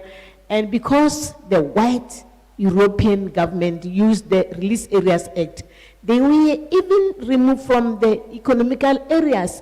If I may take, I'm a secretary of the MCPA in Mamerode, from where we've been removed from Vogelfontein and Dwerefir in Brett's area. There is PPC there. They took it. The person who was able to talk Afrikaans with the whites, Mr. Mohotsi, was by then nominated by the whites to can be the leader, was just thrown into a river to die there because he had a history. But fortunately, God made it possible for people to save title deeds. When conducting a research, I found many of documentation that these people, our ancestors, bought properties with the mineral rights before the whites can take them and put them under the leadership and management of government. So it's very sad Very, very sad. And when going to municipalities, you know, when going to Rustenburg, there is an area called, is an urban township called Taman West. That's where people were killed. Now, I was an ordinary councillor from 2000 to 2006 because I was not an MMC. When talking about such, I was rejected and ignored. When you can go to the archives of Municipality of Rustenburg, you'll get my reports. After coming back, debating the expropriation in 2003 at the National Assembly, it's then that I was then compelling myself to go enroll at the University of Northwest for land reform and IKS. You know what? People are there. People died and they are buried there. But they will tell you they sold the property to a developer. Everything. Yes, corruption. The entire of Tlhabane West. The entire of Tlhabane West. I know the area very well. Yes. The entire of Tlhabane West. Mtate stays there. But I know by the mountains there. Yes. And I was sitting in Future Development of Rustenburg Committee. But when I submit the reports, I was highly ignored. And remember now, my NGO is focusing on dealing with the tourists from wherever they come in, passing by to Sun City, because they need our indigenous knowledge. As you can see in my scarf, I'm faced with challenges of resources. I've allied myself with the Department of Tourism and Arts and Culture in Rustenburg. Everything has been in vain in terms of financial muscle. To can assist now my rendezvous to can start because the plan is already available. Yes, to teach our people, because the kids that I'm teaching all this about the IKS, I teach them in the hall, community hall, to explain to them that if your tooth is getting painful, you need not to go to the chemist to buy a medication. Medical soap is here to can heal you. And when you can look at my foot, I fell from 8 steps down. My injury was cured by Sinswahadi from the bush, just to treat it like this and put it, and it closed, whereby the Western medication couldn't manage to heal that. There's a lot that I want the tourists to learn about and our kids to learn about. That's why even the other side, in my other four-roomed house, there's a kids, there are small preschool kids that are getting educated there. It's just that I'm short of resources. Yes, ma'am. No, thank you for that input, ma'am. Thank you very much for that input. So the other thing is, in terms of MPRD, a Mineral Petroleum Resource Development A, Section 12 says, before the Minister of Minerals can acknowledge the application either of prospecting or mining, must check the ownership of the land first, but that doesn't happen. You'll see that, and unaware that some of the properties that ancestors bought has been subdivided. Failure to comply with Section 39 of 1917, Act 39 of 1979, Expropriation Act. Owners were not consulted. But when you have a plot like this room that you are within, it will be subdivided and different renamed. And when looking at the applications, maybe you see the newspaper advertising mining applications. You'll see Jacob, Roberts, Maria, and thinking that maybe those are the applications for different names of different places. Unaware that those are coming from your consolidated property. This is where the problem is. And there are old people that are living heritage, that are having knowledge on the sizes. Most of the properties are very huge. Very, very huge, because they know them and they were dividing them with rivers and all these things, that they will tell you that this big river or this big tree was the boundary from south or from north or from west. Thank you for that input. Yeah, I think you're taking us back to the question, to the land question. Yes. Yeah, we have not adequately dealt with it. Yeah, so definitely that is a very important input, ma'am.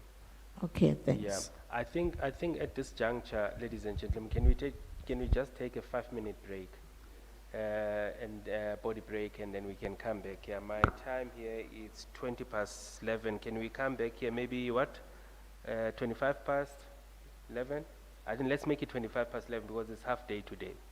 Yeah, we can just stretch body break, and then 25 past will be back. Yeah, thank you, colleagues. Give yourself a round of applause. Thank you.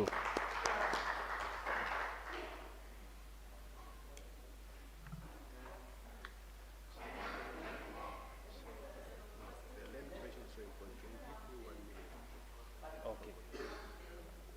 Okay, lovely. Thank you, Prof. I'll do that, yeah.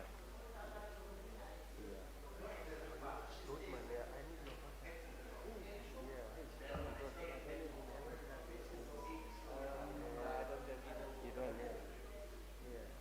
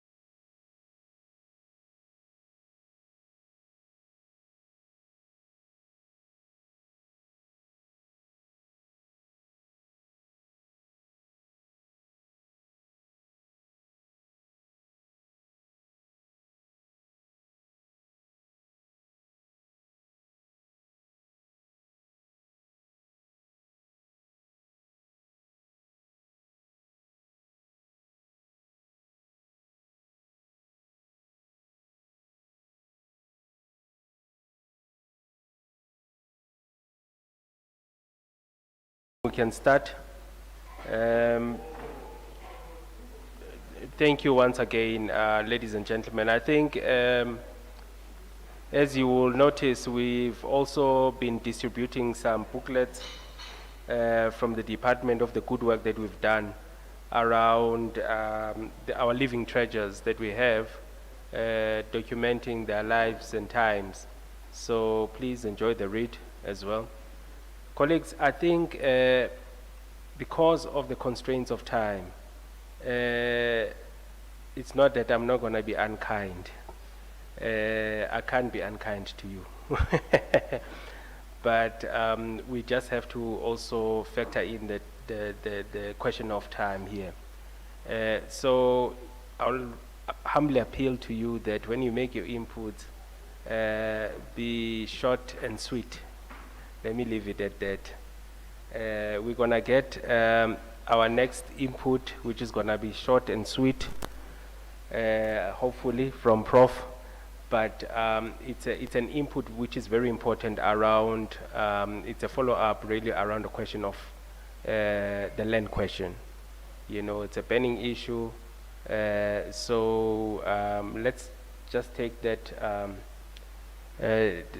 you know, short and sweet input from Prof. And then it will be followed by Mayor Shona. And then we'll take further round of input as well.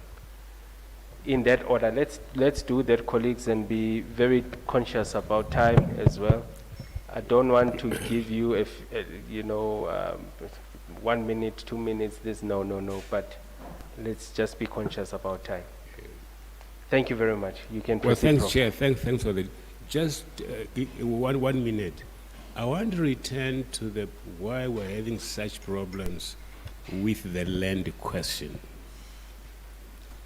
I said yesterday, when we went to Kempton Park, we agreed on a mechanism that we should use to bring about unity, to promote, you know, social cohesion.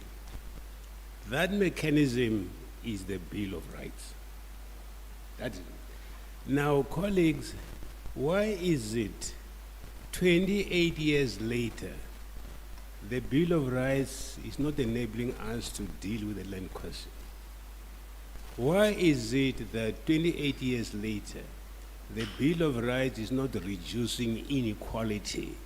You see, so apart from other things, we won't be academic here, but please deal with the apparently structural constraints that the Bill of Rights imposes on change, on the scope and the pace of change.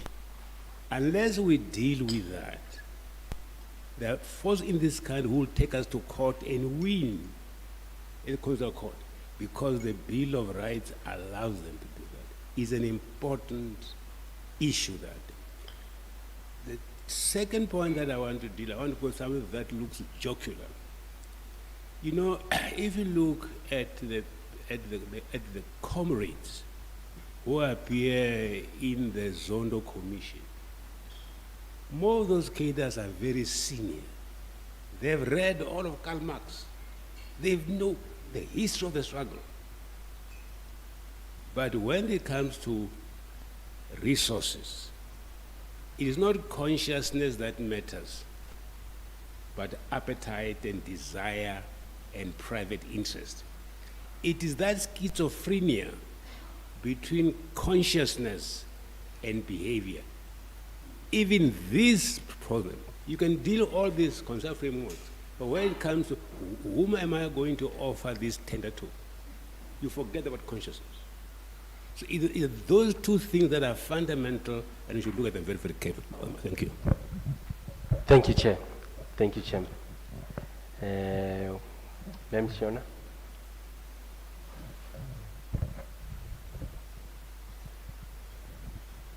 I will be brief, thank you. I think we need to acknowledge that the land question is a political problem, and it's a political problem because of lack of political will and the lack of sufficient budget that's sitting there. sitting outside all of land claims and return of land is the fact that up to 10 million people were forcibly removed, which means more than half of South Africa's population, including everyone sitting here, has been affected by land. And we haven't heard those stories. We've heard the big stories, but we haven't heard the ordinary narratives of people who may or may not have put in a land claim, but who certainly must form part of the kinds of narratives that we are trying to collect for a register. And I have done hundreds of workshops and met with hundreds of people. It's painful work, it is difficult work, but it is important work. And unless we address this, I think we are setting heritage and all these important questions we've been asking here up for failure. Museums are incredibly well positioned to host these kinds of difficult workshops. We have museums who don't have visitors, who are struggling to make ends meet, who are not innovative. And if we are able to drive the land question through places like tourist, heritage, and museum structures, where we bring the question of land and what it meant to be forcibly removed to all spheres, then we take the question of land that is a burning issue to the heart of heritage, and the Department of Sports, Arts and Culture then becomes a driver in real economic, social and political change. Excellent. Thank you for that input. Yeah, thank you for that. All right. Thank you very much. Yes, you can proceed, Sam.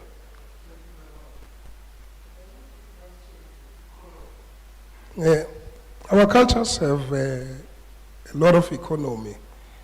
For instance, when we check the artwork of Gogo Esther Mahlangu, there's a lot of economy there, but the problem is that they don't have copyrights.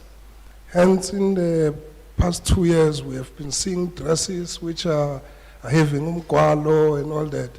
But now she does not benefit from that. And I think the Department of Arts and Culture should champion this thing of the artwork that they are doing. Also, when you check initiation schools, which is part of our heritage, you know how much money is spent on initiation schools. When I checked last year as Amanzunza, we had about 47,000 children going to initiation school. If I only calculate the blankets, which is part of our heritage, umbalo, at 500 rands each, and then we take that money, we send it to Aranda, which is not a South African company, if we can say. So you can see that we contribute too much to the local economy, but our people are not benefiting. Then, because of land, we don't have cows and sheep. One boy, you must have a cow and a sheep. So for 47,000 children. You see, so if the department has the political will to assist our nations with that, the economy of South Africa can boom and our people will also benefit from that. Thank you. Thank you for that input, valuable input indeed. I mean, you're touching on the value chain, you know, of this cultural heritage and its exploitation as well. Thank you for that, yeah. Ntate Mpumlwana. Thank you, Chair. I think it might be a connected point, what I'm going to raise. You know, in the international multilateral discussions, there's been a tendency sometimes where countries that can't get away with certain provisions in the World Trade Organization discussions, they bring them here under culture, because culture negotiators are less practiced than the trade negotiators. And so when they are sitting on the other side and they say champagne is a trademark, and then secondly it's an intangible cultural heritage, or tequila or rooibos, but when it's an African product They want to discuss it only as the heritage of humanity that everybody must access, and when they beneficiate it, they come with trademarks that are owned elsewhere. And so I remember this because in the World Heritage Convention that I work on most of the time, they would bring in things that look like it's security of the heritage sites, whereas they want to achieve Security Council objectives that they were not able to achieve in the other arms of the UN. So as we proceed with this, and it relates to capacity building, it relates also to trade, to the economy side of things. We have to be absolutely sharp and pay special attention to the economic and trade aspects of this work. And then the value chain issue that my colleague raised, the things we have chosen to say this is traditional when it's made in China or in Aranda. And there was a recent online discussion about these traditional things, which traditional factory produces them, or where's the traditional value chain? And I don't think it's ever too late to say, when we take forward this conversation, there was the question about funding. Related to it is the value chain discussion. Because when people sit, at the moment culture sits only in the social cluster. But one of the things that can make culture also sit in the economic transformation cluster is these kinds of value chain interventions. Say, no, look, as part of taking forward this ICH process, there are attendant manufacturing and distribution issues, and they will be incentivized in this way to an extent where, for this to be used traditionally, it needs to have been sourced in this way. Otherwise, it's haram. If you were to borrow a phrase from another religion. So for it to be holy, for the purpose, it must have been coming in this way, and so on and so on. Because I shudder to ponder for those who attach spiritual significance to, let's say, goat work. If you do a ritual with a stolen goat, so now look at it this way, you didn't steal it yourself, but you bought it from someone who stole it. Compared to a goat that's a part of a line of a pedigree that goes back generations and about. So there are possibly spiritual, but also economic consequences and opportunities for the choices we can make in taking forward this particular conversation. The same can apply to other areas, but I thought I would use that purely for demonstrative purposes. Thank you very much, Chair. No, excellent input, Ntatempunga. Thank you for that, yeah. All right, any other reflections? We are almost close to wrapping up. As we indicated also, the door is still open. We'll give you some time really to make written inputs as well, so that we can consolidate your inputs. Ndate Langafel. Thank you. Thank you, Chair, Dr. Manetsi, and I really also want to add my voice to that of the esteemed panelists in expressing our sincere gratitude to you for producing this draft roadmap that would help us and guide us as a panel in doing this work. During the remainder of the term of the panel. Just a quick one then on the audit itself, and perhaps before I get to the audit, because I thought we were going to go through each of these priorities, one by one. But I think time is really against us, and we are also trying to manage that. Before I get to the audit, I think one thing that comes out quite strongly, and it's really also as you reflect on the not the time frames really in the table that you have given to us, but the role of the or the responsible parties, who's going to do what in terms of the audit, the inventory, and all of the other elements of the work and the priorities. I think key for me that comes out is that perhaps there's a need for, in each of the priorities, starting with the audit, to indicate the lead entity, an entity that would take responsibility and accountability for the implementation of that specific priority.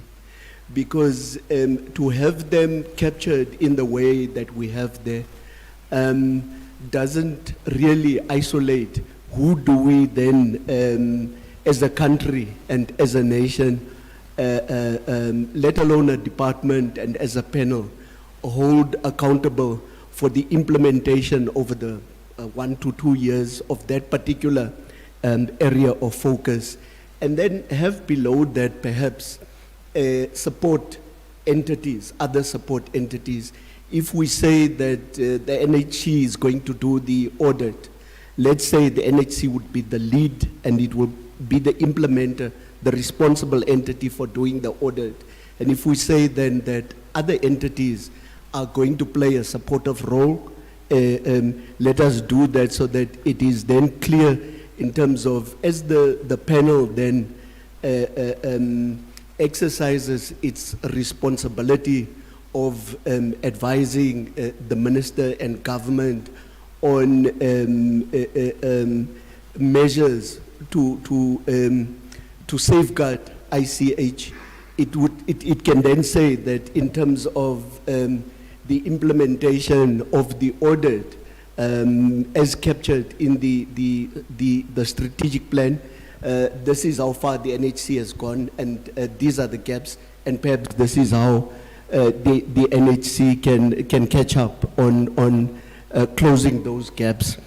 And perhaps that brings me to the second part of what I wanted to say around the responsibility of the panel, because it's clear from the discussions that we've been having, esteemed panelists, that there's a lot of work that's being done all over the place. So to a certain extent, a lot of what the panel would need to do is to effect some kind of alignment and integration. Our esteemed Prof here has been talking about complementarity of difference,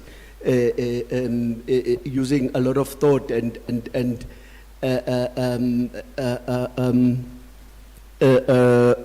referring to a number of scholars like Foucault and others, about the issue of knowledge and power, and how difference can be looked at in a complementary fashion. And I think the approach would therefore need to be, from where I'm sitting based on the discussion so far, is to bring together all of the work that has been done. I mean, I'm thinking about just looking, the colleagues from SARA spoke yesterday about the Indigenous Knowledge Systems Act. A lot of what that act talks about is captured in the convention, in the ICH convention. A lot of what that act talks about and what it does is captured in the ICH policy. And there seems to be a lot of difference, yes, but there's also a lot of overlap. So it would be important as we do this audit to then perhaps reflect on those areas of and areas of difference, and then identify complementarity where there's difference, maybe remove the repetitions, or I don't know what the correct English word is, where there is overlap. So in terms of and I think we would need to give a particular entity that particular responsibility, and maybe that is what we can then look at as a key outcome of the audit, not necessarily just doing the audit so that we have a sense of what is in the landscape, but an audit what particular objectives and finding that kind of integration and clearing of the terrain in terms of responsibilities. I think that for me talks to then the 2 points that I wanted to make, Chair. The one is the clarity in terms of who is responsible for what, and perhaps delineating that. And then secondly, the audit itself, and perhaps looking at the audit and looking at it in terms of the different types of things that we want that audit to achieve or to help us achieve. Thanks, Chair. All right, excellent. Thank you for that. Okay, you may proceed. I'll be quick, Doc. Yeah. Okay, I want to add on the issue of heritage awareness. Heritage awareness can also be part of economic development. But now, when you check in our areas, we have all the grave sites of the kings, and no one cares about them. But if you go to Europe, most of the time the tourists go there to see the statues of the kings. That's how Europe makes a lot of money. That's why they say it's a tourist destination. If the Department of Tourism and Arts and Culture, and then also people of land, you get that small piece where the grave is, put up a statue and a small museum there. That creates a lot of work for the local community around. So the youth will have jobs, and then you can also showcase the nice arts that we have. That's what is needed. Thank you. Thank you for that input. Thank you very much. Excellent. Modula Stilo, just a quick reflection. Okay. On the issue of the audit, I fully agree with Prof. Nkondo. Let's look at our indigenous approaches that we can apply into this, and maybe based on what was also said yesterday. There was an audit that was done, Prof. Nkondo, a couple of years ago. I think there were 7 universities in Mpumalanga. We need to get hold of that database to look into what actually they were auditing. I know they were looking at the technologies, but I think somehow, let's look at what they were doing and build on that. That would be very important. And also, I agree with my leader there. If we are going to involve universities and other departments, there will always be a question of who's going to drive this thing in all those universities or departments or whatever. The issue of coordination is a big problem. I'll tell you why. In the university, we have universities that are involved in IKS, ICH, but those disciplines are like poor uncles in a university. You know, a poor uncle, nobody wants to visit a poor uncle during holidays because they know that they will never get what they get when they are there at home. So IKS is like, in university, just like, a piece of discipline somewhere there. So if we are going to want these universities not only to be involved in audits, but also to promote this IKS, we have to find what Prof. Nkondo, I think UKZ has done a very good job around bringing an IKS policy in the university. We have an IKS policy, but the universities must have their own IKS policy so that they can put this in their strategic planning, so it doesn't become, something somewhere there. I think in that note, colleagues, we can be able to involve this, because my chair, you said we, as government, when we work with government, we have to look at the resources, what we have that can complement what government is, so we can be able to push these policies and legislation framework that supports the work that we do. At Northwest University, we will be very much ready to work with you on this one, but we want other universities to be part of this. Like we know there's Mpumalanga and there's other institutions in the Northern Cape that support such kind of, and we want to bring this, if it can, these 26 universities, if they are ready to be part of this, so that that research capacity can be brought here to assist the mandate that the department is already having, and the issues of capacity which they might be lacking. And also, just quickly on the inventory, my chair, I don't know if it will be possible to involve the panel while you are developing this, not to wait until to the end and then we come and say, oh, you didn't do a good job. I think it can be also a way of discouraging the good work that you've been doing. So maybe if you can gallop along the way, if the procedurally and protocol, I think that way will make your life very easier. So when we are finished, we just launch the product and we say this is our product. Those are just my short input. And Prof. Nkondo, we can get hold of that IKS policy at the UKZN and maybe share it with us so we can include these other issues of ICH. So we have one framework that we know that it will assist these institutions so that they don't do their own things. Because universities, I know, they don't want to promote arts, culture, heritage, and IKS, but they can receive the money when it comes from government. So it's not should be just like project, it should also be programmed and be part of the strategic planning of the university. Thank you, Chair. Good one, thank you. Yes, please. Thank you, colleagues. I think there have been some really good, relevant issues that have been raised, and I just want to have a quick reflection on my part. I think it's become obvious that the audit is going to be critical to identify legislation that's currently active, to make sure that it's all actually speaking together. The IKS Act, for example, it has a section about the commercialization of IKS in it already. So there are already things that do this stuff, and we're just not aware of it. A lot of the issues that have been raised. The Graves issue that was raised, please contact Sarah. Please contact us about that, genuinely. There's other things, for example, with the universities, everybody will have knowledge of things. I know that UCT has an endangered language unit as well. So as soon as we get that audit sorted, we're going to know which universities, which organizations will form part of that responsibility. And I also agree that, yes, there needs to be some sort of leadership. And I know we need to decide whether that will be this panel's role or whether it might be one organization per theme. We don't know yet.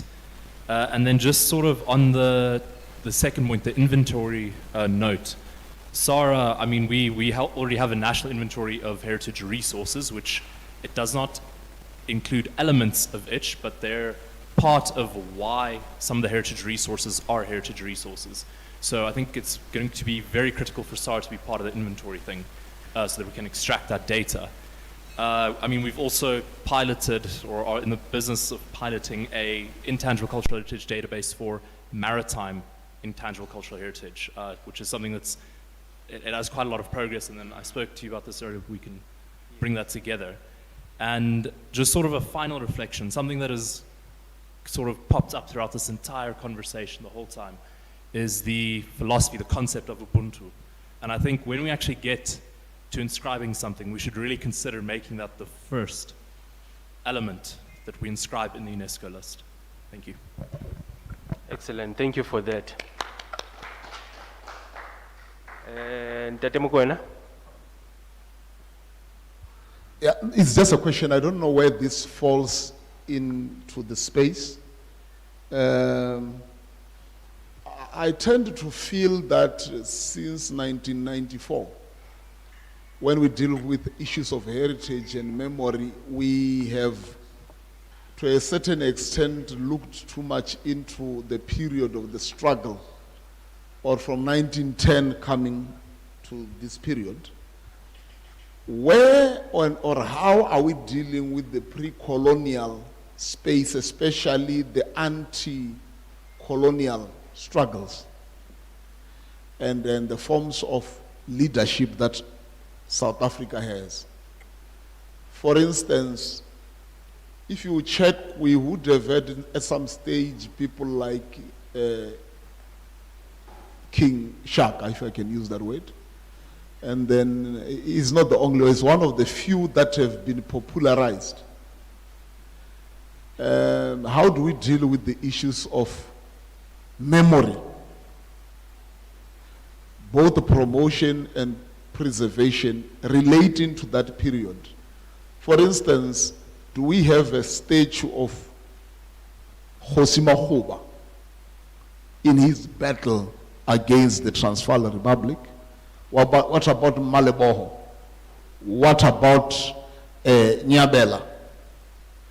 You see, so I'm not sure as to whether we have concluded that issues of memorializations and statues are outside the framework, or is it something that we'll consider at a project level?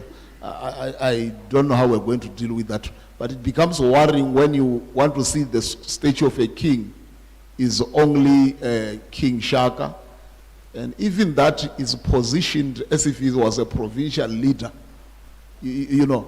And then the likes of Makado is nowhere in space. The likes of Maleboho is nowhere in space. Isukukune is there also, not even provincialized but localized. How do we deal with that memory?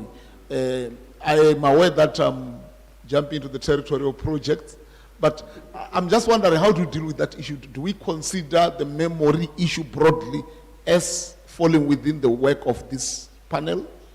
And how are we planning to deal with that? It's something that I think we need to think about. Yes. No, thank you for that input. I think the projects themselves, as you rightfully pointed out, those are the finer details. Once we have the programs in place, what's going to flow from the programs, it will be the projects, the actual projects. Yeah. So the detail will be required when we get to that stage. Which projects do we prioritize? Which ones do we initiate? And then the time frames, the scope, and so on, as well as. So it's good, that thought, we have noted it, because we shouldn't lose it as well when we get to projects and initiatives. Bomakat. Yeah, sorry, I was not available. I missed a lot, but I will catch up. I'm happy for that to be raised. National Heritage Council, it was in 2016, 2015. It was having the open call for funding that we have to document the unsung heroes. I think that should be revived, because since that call, communities were ready and making applications for the call. It's only that funding proposal by the communities or the community-based organization was complicated. But now I will also suggest that when we work on the heritage safeguarding, we need in the local area to place the identity of this unsung hero, because locally it looks like the heroes are those ones who are somewhere in politicians or what, but like the name of the school locally is part of heritage, because if you go to the name of the school, you find that it's the name of the hero. Very important. Thank you for that, ma'am. All right, any last and final reflections, input to the document? Remember, this is a living document, so we will be circulating it for further input. Obviously, we'll give you timeframes, you know, for your inputs. But essentially, what we're saying here is that this is not the end, but the beginning, you know, of a journey as a collective here. So make your inputs, post this workshop so that we are able to have a consolidated, consolidation of your broad, wisdom, to strengthen this document. Prof? Just a final question that usually when we did the IKS policy and the IKS Act, as well as the white paper, we agreed on a consultation plan so that there are 9 provinces now. We should assign ourselves, you go to that province, and it's very important because it can't just end here. The deliberations must really actively involve all the stakeholders. So I think some work, Chair, work out for us a consultation, a plan, which is phased and staged throughout the country. I don't know how many we are here. There are 9 provinces. We must say the 2 of you go to North Cape, you go to Limpopo. We must really assign each other provinces. That's important. And also give each or all of us, we say, the 2 of you will go that province, you go for province. At least 2 per province. Because you get complicated questions there. And if you're on your own, it'll be very difficult. So I want to suggest that we have also, Chair, you work out for us a framework of deliberative questions. The questions that all of us should ask as we engage these communities. That's very important. We must say we are looking for the same thing. And these are the questions that we want you guys to answer for us. And then build a whole index of responses. So it's very important that you work out for us and tell us, it will take you, as according to experience, at least 6 months for us to come back here and report back. So please just assist us. Thank you. Thank you for that input, Prof. Mr. Langeveld, and then Megan. Thank you. Thank you, Chair. Once again, a lot of work has already been done, and it's contained in the documents that form the basis of the work of the panel. The convention, the operational directives, the policy talks about consultation and the tools for consultation, as Prof talks about, the questions that must inform that consultation with communities and organizations and so on. I'm also just thinking, Chair, that perhaps going forward, as we take the process forward, my understanding is that this esteemed panel has divided itself up into three committees based on key areas of delivery that touch upon all these things that we have discussed in a structured way. And perhaps one way of taking the document forward is perhaps for each of those committees to, in its own area of specialization, look at the document and see which area can then be enriched in the way that we have discussed now, in addition to the individual inputs that we will make as the documents, the document is circulated. And I think also one area which Prof also reminded me of in terms of taking the process forward and consultation and deciding on this inventory, what goes into the inventory and what does not, and what criteria, starting with the criteria that are in the foundational documents. We are not yet a full member, as the Minister said in his address yesterday, a full member of the convention, but we are in the process of acceding to the convention. And in my understanding, we are really months away from becoming full members. And I know that my colleagues, Mr. Mtembu and Remogeti would be very skeptical about that time frame, because there's still lots of things that need to be done before we can deposit the instrument of accessioning to UNESCO. But I think, as I said to Mr. Mthembu in our preparation for this, is that yes, we are not yet a full member, but we are participating in the annual meetings of the committee of the convention as observers. And that doesn't mean we just go there and we sit there. We need to begin to prepare, guided by this panel, for our participation in those meetings. The next meeting of the committee is in Botswana in November, I think, this year, which means then that we must already begin to, as a panel, think about what we are going to be doing at that meeting, either as observers, as a state party, but also or as a full member, as a state party. And I think that would also need to be mapped out as a priority area, Chair, either separately or as part of these priority areas that we have identified. And then finally, Chair, just quickly, in terms of the contribution of ICH or each, I like that acronym, because each, he used it for the first time a few minutes ago, and I thought it's very, very appropriate, because we all know the satisfaction of you get after scratching an itch. It's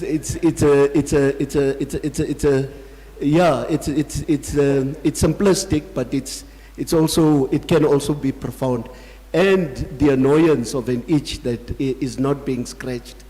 So I really can identify with that acronym. But the point I was trying to make then, in terms of the economic contribution, and that's the big question that we are all struggling with, in terms of how do we quantify the economic contribution of heritage broadly, and each in particular to the practitioners, but also broadly to society. And I was just thinking that there's the South African Cultural Observatory that the Department of Sport, Arts and Culture has established as a research arm to undertake research, and perhaps also, once again, as one of our deliverables, perhaps then as something that can be overseen by this panel, is to engage SACO and get them to assist us with research, if there isn't research already, or pulling together once again all existing pockets of research initiatives to then give us a more global picture of the contribution of heritage and each in particular to the economy, on the basis of which we can then make cases for partnership. Thanks, Chair. Thank you for that input. Thank you, sir. Mekena? Okay, I don't know how far are we in infusing IKS in the curriculum. The whole point that I was talking about, collaboration of, with other departments. Bujanala tried something in 2009 or 2010. They invited me and they invited the teachers for us to try and help them infuse indigenous knowledge in the curriculum. I just used one aspect, fela, kudira bujalwa, making of the making of the African beer. Or it will involve agriculture, farming of mabele. It will involve kudira momela, where you put the sorghum, you put a bit of, you damp it and cover it for germination, It will involve the refining hosila. It will involve fermentation. It will involve the nutrition of bujalwa. It will also involve our rituals and what bujalwa means for manyalo, for badimu, and so forth. I just used that, and all the teachers who were there saw themselves fitting in. In English, I can do this. In science, I can do this. In agriculture, I can do this. So, well, it just fell off. I don't know what happened. We did it in Rustenburg and we did it in Taung. And I invited Memeki. I was working with Memeki in that. So I don't know how far are we in the whole infusing of IKS in the curriculum. Well, that's part of my thesis, because it says lifelong learning in the African indigenous perspective. I've made recommendations also. Thank you. Right, I see there's a follow-up from Prof, and then we'll go to Clinton. Just a follow-up, please. So just a quick, I'm sure my colleague from University Northwest will confirm. What has happened, there are 6 universities that have established an IKS consortium. The University of Northwest, UNISA, UKZN, TEFLOP, and Venda. There are 5. You see, you look very carefully at the curriculum of those universities, IKS features prominently. So I think it's work that is being done. The challenge there is that the tendency to say IKS must be integrated into a Eurocentric epistemology. You see that the problem where they will say, no, let us intellectualize IKS. Let us modernize it. That is the profound bias which we are careful. We say IKS appears in the curriculum to share its capabilities with all the other systems of knowledge. Not to be intellectualized or modernized, but to contribute its own intrinsic capabilities. That is the epistemology that we're trying to use now. But I think work is being done. We are working with other universities to bring more and more from the Forte, Rhodes, Wits. We are working on them, but it's not easy because of the subtle forms of resistance in some universities. Thank you. Thank you, Prof. Can I humbly request that we take one of our colleagues online quickly? Apparently, they've been waiting. And then we'll come back.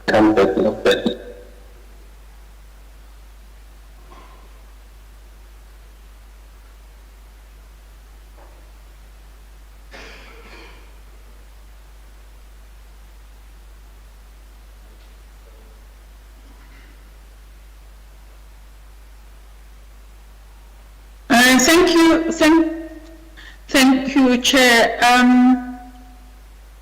I'm sorry for joining late, but with reflection and hindsight from yesterday, I was just a bit worried about the fact that we've already identified the key sector areas we'll be working on. And then I had just a little bit of unease in terms of the other thematic areas we were loading into this particular area, bearing in mind that we're only an advisory panel. And as we load these, they are not within the department's ambit for implementation. If we would like to see this implementation, it needs to go further. Either it's tendered out, or we need to engage with the particular institutions that are institutions of the department. And as a chairperson of one of these institutions, I know already that we have done our strategic plans, we've done our implementation plans, and it will warrant serious negotiation, and they will want budgets that are going to be catering particularly for those specific areas. So that was my bit of an anxiety, and having joined late, I'm not sure how that is going to be catered on. Because in actual fact, the only thing that we wanted from this workshop was a strategic plan, which begins to say, how do we deal with those particular areas that we've decided upon? Not to create new issues, not to create new areas, because we cannot afford to skin and kill and to kill and skin and eat an elephant, because yesterday my observation was that there were so many elephants that we wanted to kill and skin. We have a 5-year, actually 4 years, and we're not implementing. And who are we imposing these many areas of implementation to? Thank you.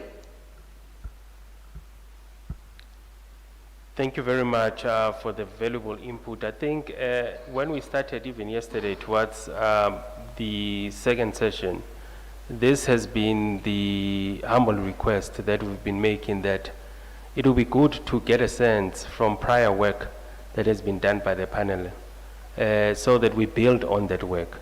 So we are not late. We can still add, we can still augment whatever that is before us here. Remember, eventually all of us as a collective, we should be able to own this document. So let's still strengthen it and pull from the historical work that was done prior to us meeting here. So that is my humble request again going forward, so that we don't reinvent the wheel and so on, but we build on what has happened prior. Clinton.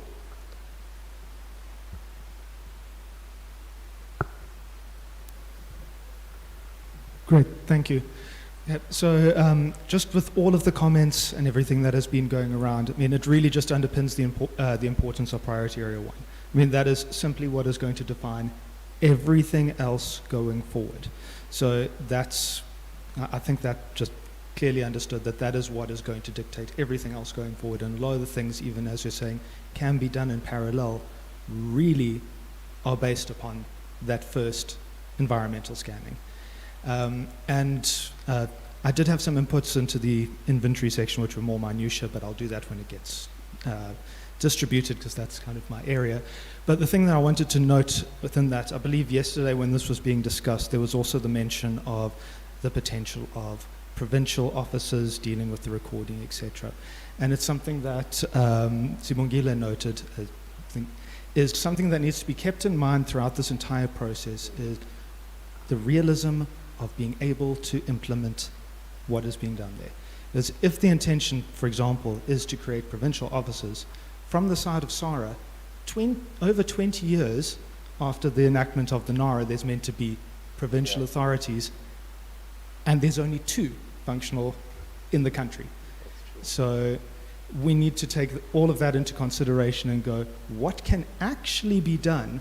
Otherwise, we're going to kind of reconvene in 2040 and not actually have achieved everything, because what we have is a list of the ideals, but don't have the resources, both financial, human, the political backing and impetus to actually implement these. So we need to ensure that whatever gets put down on paper is something that can be achieved and something that can be monitored and reviewed, so that there is a mechanism to be able to make adjustments and course correct as the process goes along, so that it doesn't, like, the policy has been sitting for a number of years and we're only looking at implementation now. So you don't want to have another 10 years without having achieved anything. So that's just from an implementing agent, I want to say, realism. Excellent point. Thank Excellent you. point, yeah. Hence I was saying that, it will be good that colleagues will work within. Good point, yeah, definitely. So that's why I was saying that it is very important that we work within the confines of whatever resources are available, whatever control that we have. But things that are beyond our control, really, we cannot actually commit anything or commit ourselves beyond that, because if we're gonna rely on third party to do our work, it won't happen. We have to do this work ourselves as well, yeah. So That is a very important input, very insightful on pragmatics of implementing all of this. And remember, I think as Ndatem highlighted, all of this must translate into projects. And then projects, as you'll appreciate, are time-bound as well, with what resources, which institution will lead this initiative and so on. And we're mindful that provinces do not have that capacity as well. Where do we start with the inventory, with the absence of provincial offices, for instance? So it's something that we need to be thinking about. Was there a hand from Megan? I'm really confused now. There are many hands. My head is spinning with all this input. But I see that we're gravitating towards now closure and wrapping up this important two-day session. I must say, colleagues, that this has been a very important two-day session. And as I indicated, we're still gonna welcome further inputs, written inputs to this document. You can still, you're at liberty really to reconfigure the structure, the contents of this document, as well as I indicated, it's a living document as well. But what is key and what will be very important for us to do here is that we should not have a prolonged, protracted process where we don't actually conclude on this work. If we are setting ourselves to developing an implementation plan, an action plan, it must come, it has started, but it must come to an end so that we're able to implement it. And part of the implementation, as Prof has indicated, we still need to socialize and engage stakeholders, identify the stakeholders which we want to work with, to buy in into this implementation plan as well, because we can't walk alone with this huge responsibility. So with that said, colleagues, I want to get just 1-2 inputs before we close. We are almost closing, but there's still that door. With heritage and history, one of my history teachers once said, with history you go on forever until the cows come back home. So similarly with heritage, there's always burning issues, things that can't wait for another meeting. So I'm giving you the opportunity, 2 people, 2 hands. Those burning things, Prof, I know you always have burning things as well. So let's see another hand. Perhaps let's take another hand, a person who has not reflected much, perhaps before you conclude. Prof is our elder here, you'll wrap up. But let's see if there's any other hand before Prof comes in, colleagues. Are we fine? But you're still going to make inputs as well? Yeah, all right. Yeah, Prof. Just one thing, colleague, that I thought I should raise with you. I think we are right in emphasizing the importance of the economy of heritage. That's an important one. There are risks also when you commercialize heritage, and this is an international experience. You've got to be careful that big business doesn't capture heritage for profit, and you lose the integrity of heritage itself. We have seen it in the US, where if you say to Hollywood, then Hollywood just makes money out of heritage, and it downgrades its intrinsic cultural value. We find this over, even if you find the food in this country, for instance. A lot of tourism depends on overseas tourists. When they come here and they look of the real Africa, what Africa, and they patronize you, but it is a profit that the business makes out of overseas tourism, and at the same time sacrifice the intrinsic quality of heritage. So you can commercialize, but turn it into the real Africa, all those things.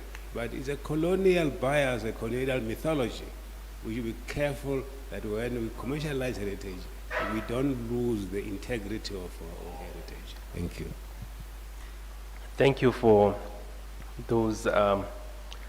Makati, you wanna come in? Okay, the last input from Makati. Thank you. Okay. I was also saying that after this meeting, I have a question. I regard this as a very, very serious meeting which will assist communities. My question is, where should we go when our intangible heritage is interfered? Because this is a very, very disturbing thing. It's happening when we are sitting here. Government is different departments with the other chiefs locally. They are signing documents with big people who have money to commercialize heritage, especially sacred sites. I know Sarah, we are referred to Sarah. Sarah is not assisting at all. I have to raise it aloud. Since 2010, in Limpopo, Sarah is not assisting us. They have many, many things which they pay attention to, but they are not assisting. In our Ripo, they are building hotels. Ripo is this natural sacred site, if we describe it in English. Ripo is not planted by a human being. It's a place which is a forest, like Tate, like PPD waterfall. These places, the local chiefs and the different municipality, they are putting signatures that go and do hotel, go and do mining.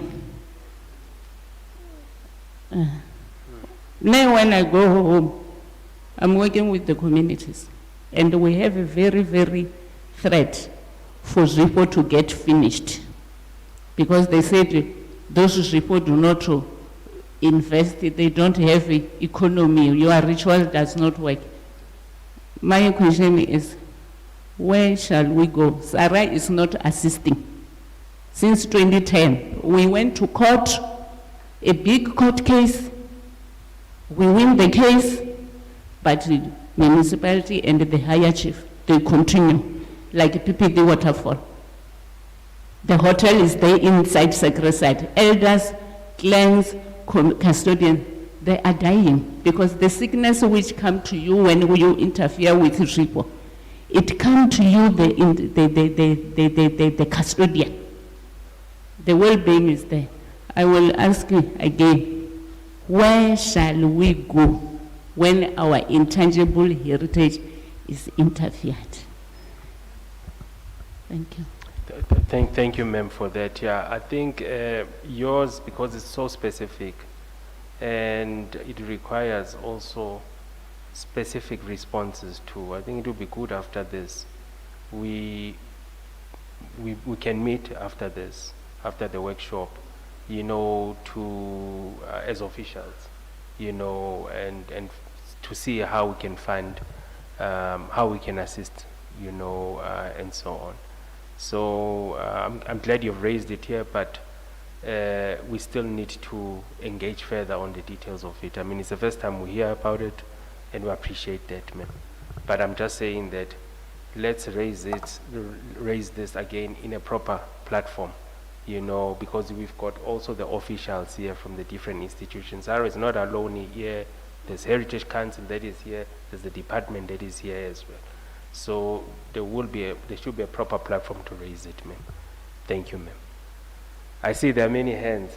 I'm guided by Ndate Langafeld. I think let's take the remainder of the hands, and then we can close this session so that we are able to have sufficient time to, you know, prepare, and people have to be living as well. Yeah.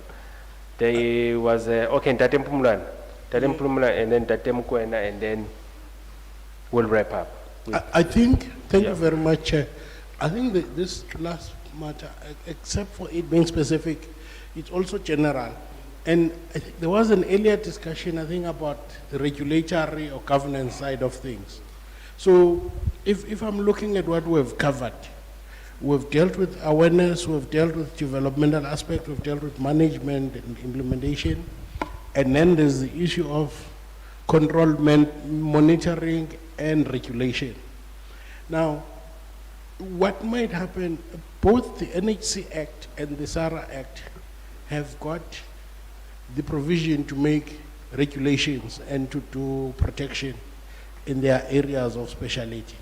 And perhaps is to be able, in the discussion that you refer to look at how to get teeth, to use the teeth that are available in that legislation.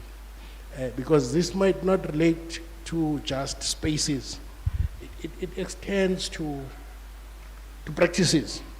There are times when you see, long ago, when there was Radio Bandu and Radio Springbok and Radio English, a broadcaster was not allowed to use the language wrongly. It could result in all sorts of consequences. Now, you see things on TV or on radio that should not be there, or that are clear distortions, which is a similar issue where now it's not on a spatial basis, but it's on a conceptual basis. Or when people do something inappropriate to the practice, and a colleague was mentioning someone went to take pictures where they should not be taking, or at least should not be publishing. Those kinds of protective measures should arise in terms of the regulations and other means that we should look at.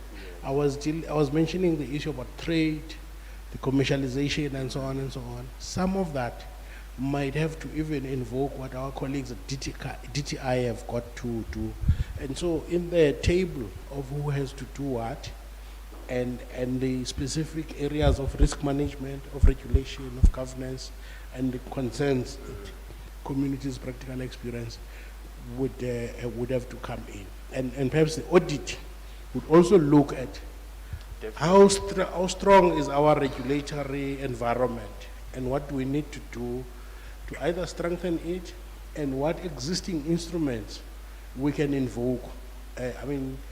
In the trade space, they've got the TBT, the barriers to trade and its inverse. Someone was talking about copyright. There's also trademarks, there's other kinds of things. So we look at those in a transversal basis, and then who has to activate what, and we keep moving. Thank you. And we might have to have 1 or 2 test cases, so that there is an understanding for perpetrators. On the one hand, there's awareness, but also that you can't get away anymore with violating ICH. Thanks. Sure. Very good point. Thank you very much. No, fortunately, has covered a lot of this stuff that I wanted to say. There's something that I want to request the panel as a way of taking forward to our communities. I have no doubt that you can go to the police station to open a case when a site or an object is being defaced. There's no doubt that you can do that, I believe. However, I think sometimes with us, children of African families, we have a tendency of being too passive when it comes to the need to defend our own culture. I'll give you a good example. Try something on either the synagogue or something that is considered, make a statement about the Jewish community. Within a few minutes, it will be anti-Semitic. You understand? You can blame the Jews whatever you want, but they know how to defend theirs, and they are not even going to do it in hiding.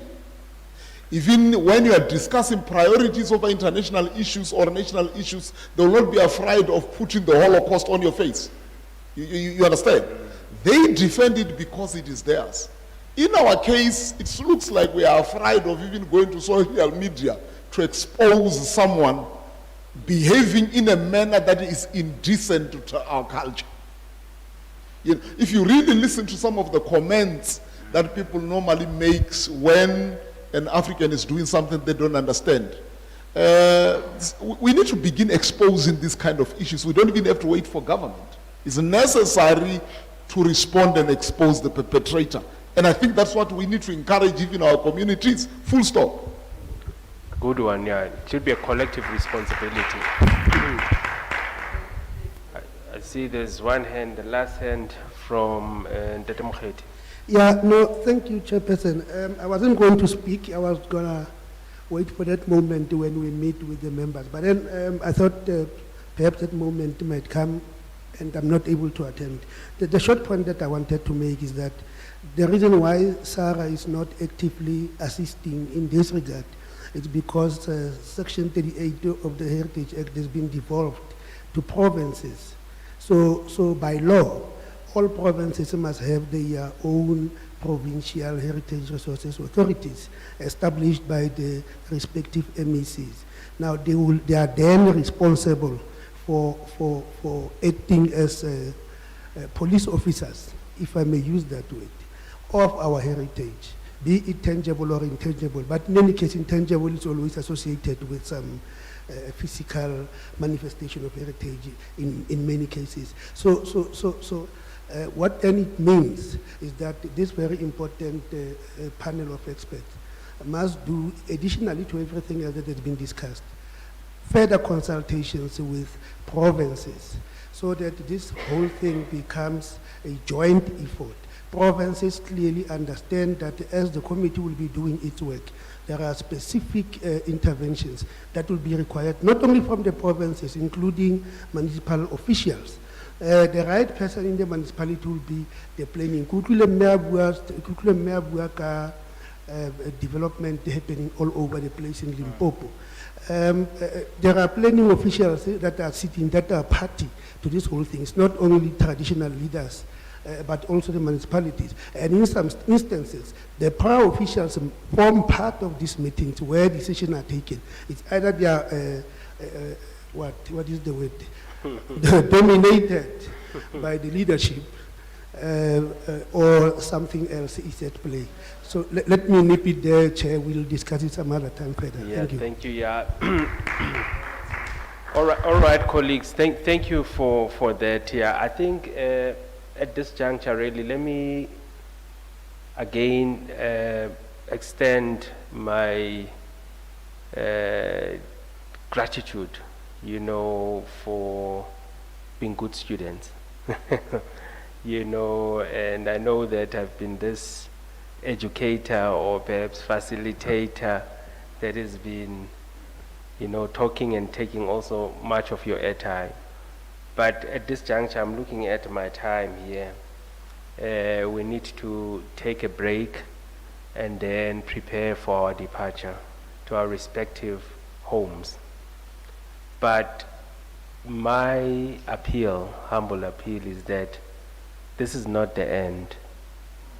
Please make your written submissions so that we enrich this good work that has started. And then, taking cue from what has been said now, each one of us bears that responsibility to look after our own heritage as well. You can hear there are gaps in government structures. There's lack of capacity here and there, especially at local government and provincial government level as well. There's glaring lack of capacity there. You are our ambassadors. You are our eyes and ears. We are sitting at national. SARA is national. Heritage Council is national. The department is national. We need to be assisted by the provincial structures, by the local government structures. But as you can see, there are glaring gaps there. We are all passionate about this heritage. So let's do something in our own little ways to safeguard this heritage. And safeguarding is quite broad. Promote it, educate people about it's important, play our part in conserving it as well. So that is my humble request when I'm handing over the reins now to my boss. Dade Langerfeld to just do the closing remarks. But I just wanted to say I'm really, really deeply touched and honored, really, to have been part of this important two-day engagement. And I'm passionate about this subject. We're open to assist, and we are grateful for this opportunity. Thank you very much. We will circulate the presentation. We will circulate this draft. We are going to also prepare a very comprehensive report for the 2 days that will be circulated as well. And we look forward again to engaging going forward. Thank you very much.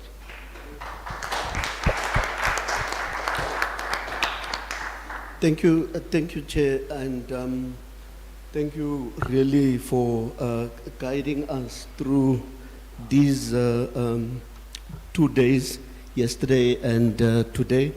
And I really want to ask the panel to give Dr. Manetsi another round of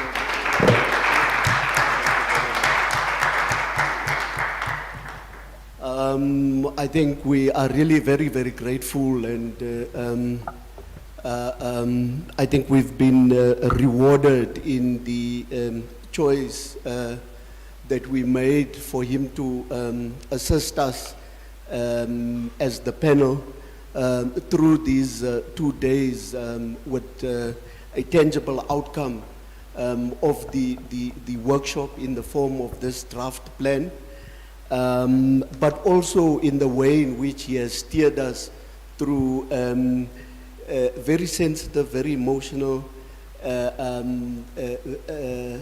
very challenging discussions and deliberations. Thank you so much. Highly appreciated, Dr. Manetsi. But I think the ultimate glory needs to go to the panel on the safeguarding of intangible cultural heritage, your esteemed selves.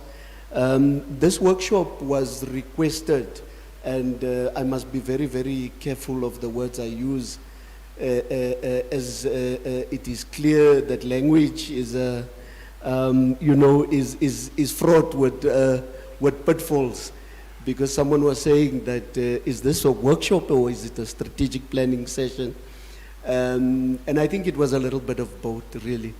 And it was necessary because it really helped us to have open, frank discussions and share our thoughts and feelings without holding back and without fear. So it was requested really at the last meeting of the panel. The panel requested to have a strategic planning session so that it can reflect a little bit on its mandate, but also to come up, as the minister indicated in his speech, with some kind of roadmap that would guide the work of the panel in the remaining years of its term. And I think that and I really hope that this workshop has helped the panel to achieve that objective.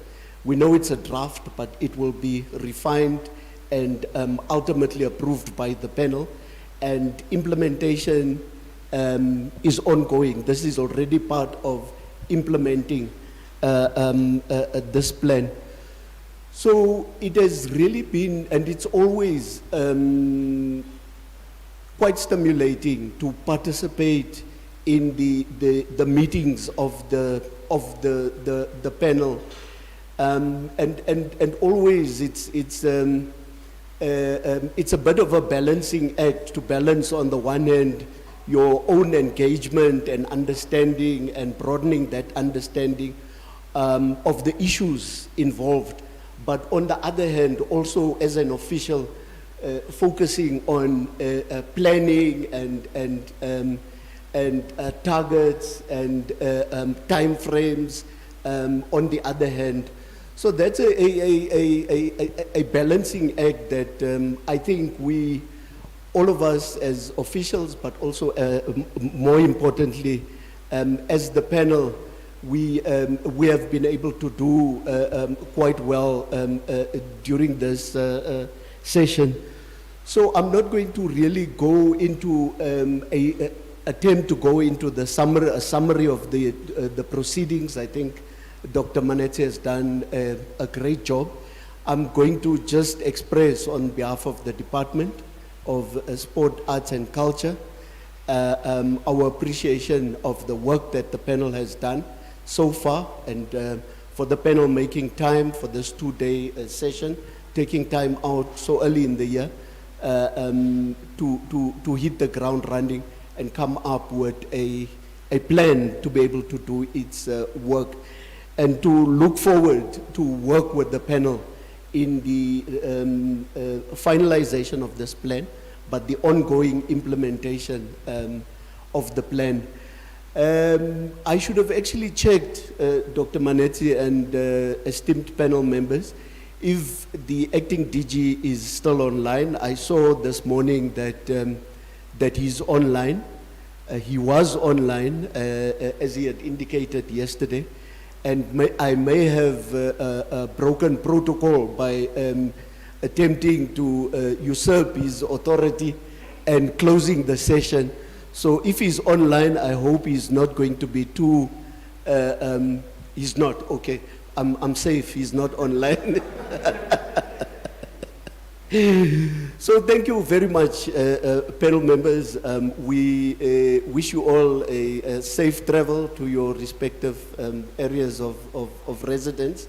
And I really look forward also to a timetable of meetings of the panel, where I think the updated strategic plan would then, once we've made all our inputs, should be presented and discussed and finally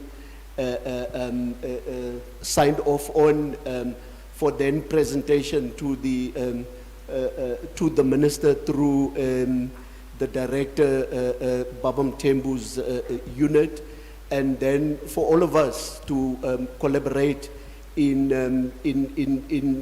overseeing the implementation of the plan by the various departments that we will be signing bilateral agreements on in terms of their areas of responsibility and their mandates, but also the entities and also agreements, memorandums of agreements or implementation protocols with the entities, and of course the other tiers of government in the province, at the provinces, as well as local government. So I really look forward to, and we all do in the department, looking forward to continue this work guided by this implementation plan. Thank you so much. Let's give ourselves a last and final warm round of applause. There was a request for a group photo to be taken. Mr. Martin is just indicating that we should take a group photo so that we don't lose this moment. Thanks.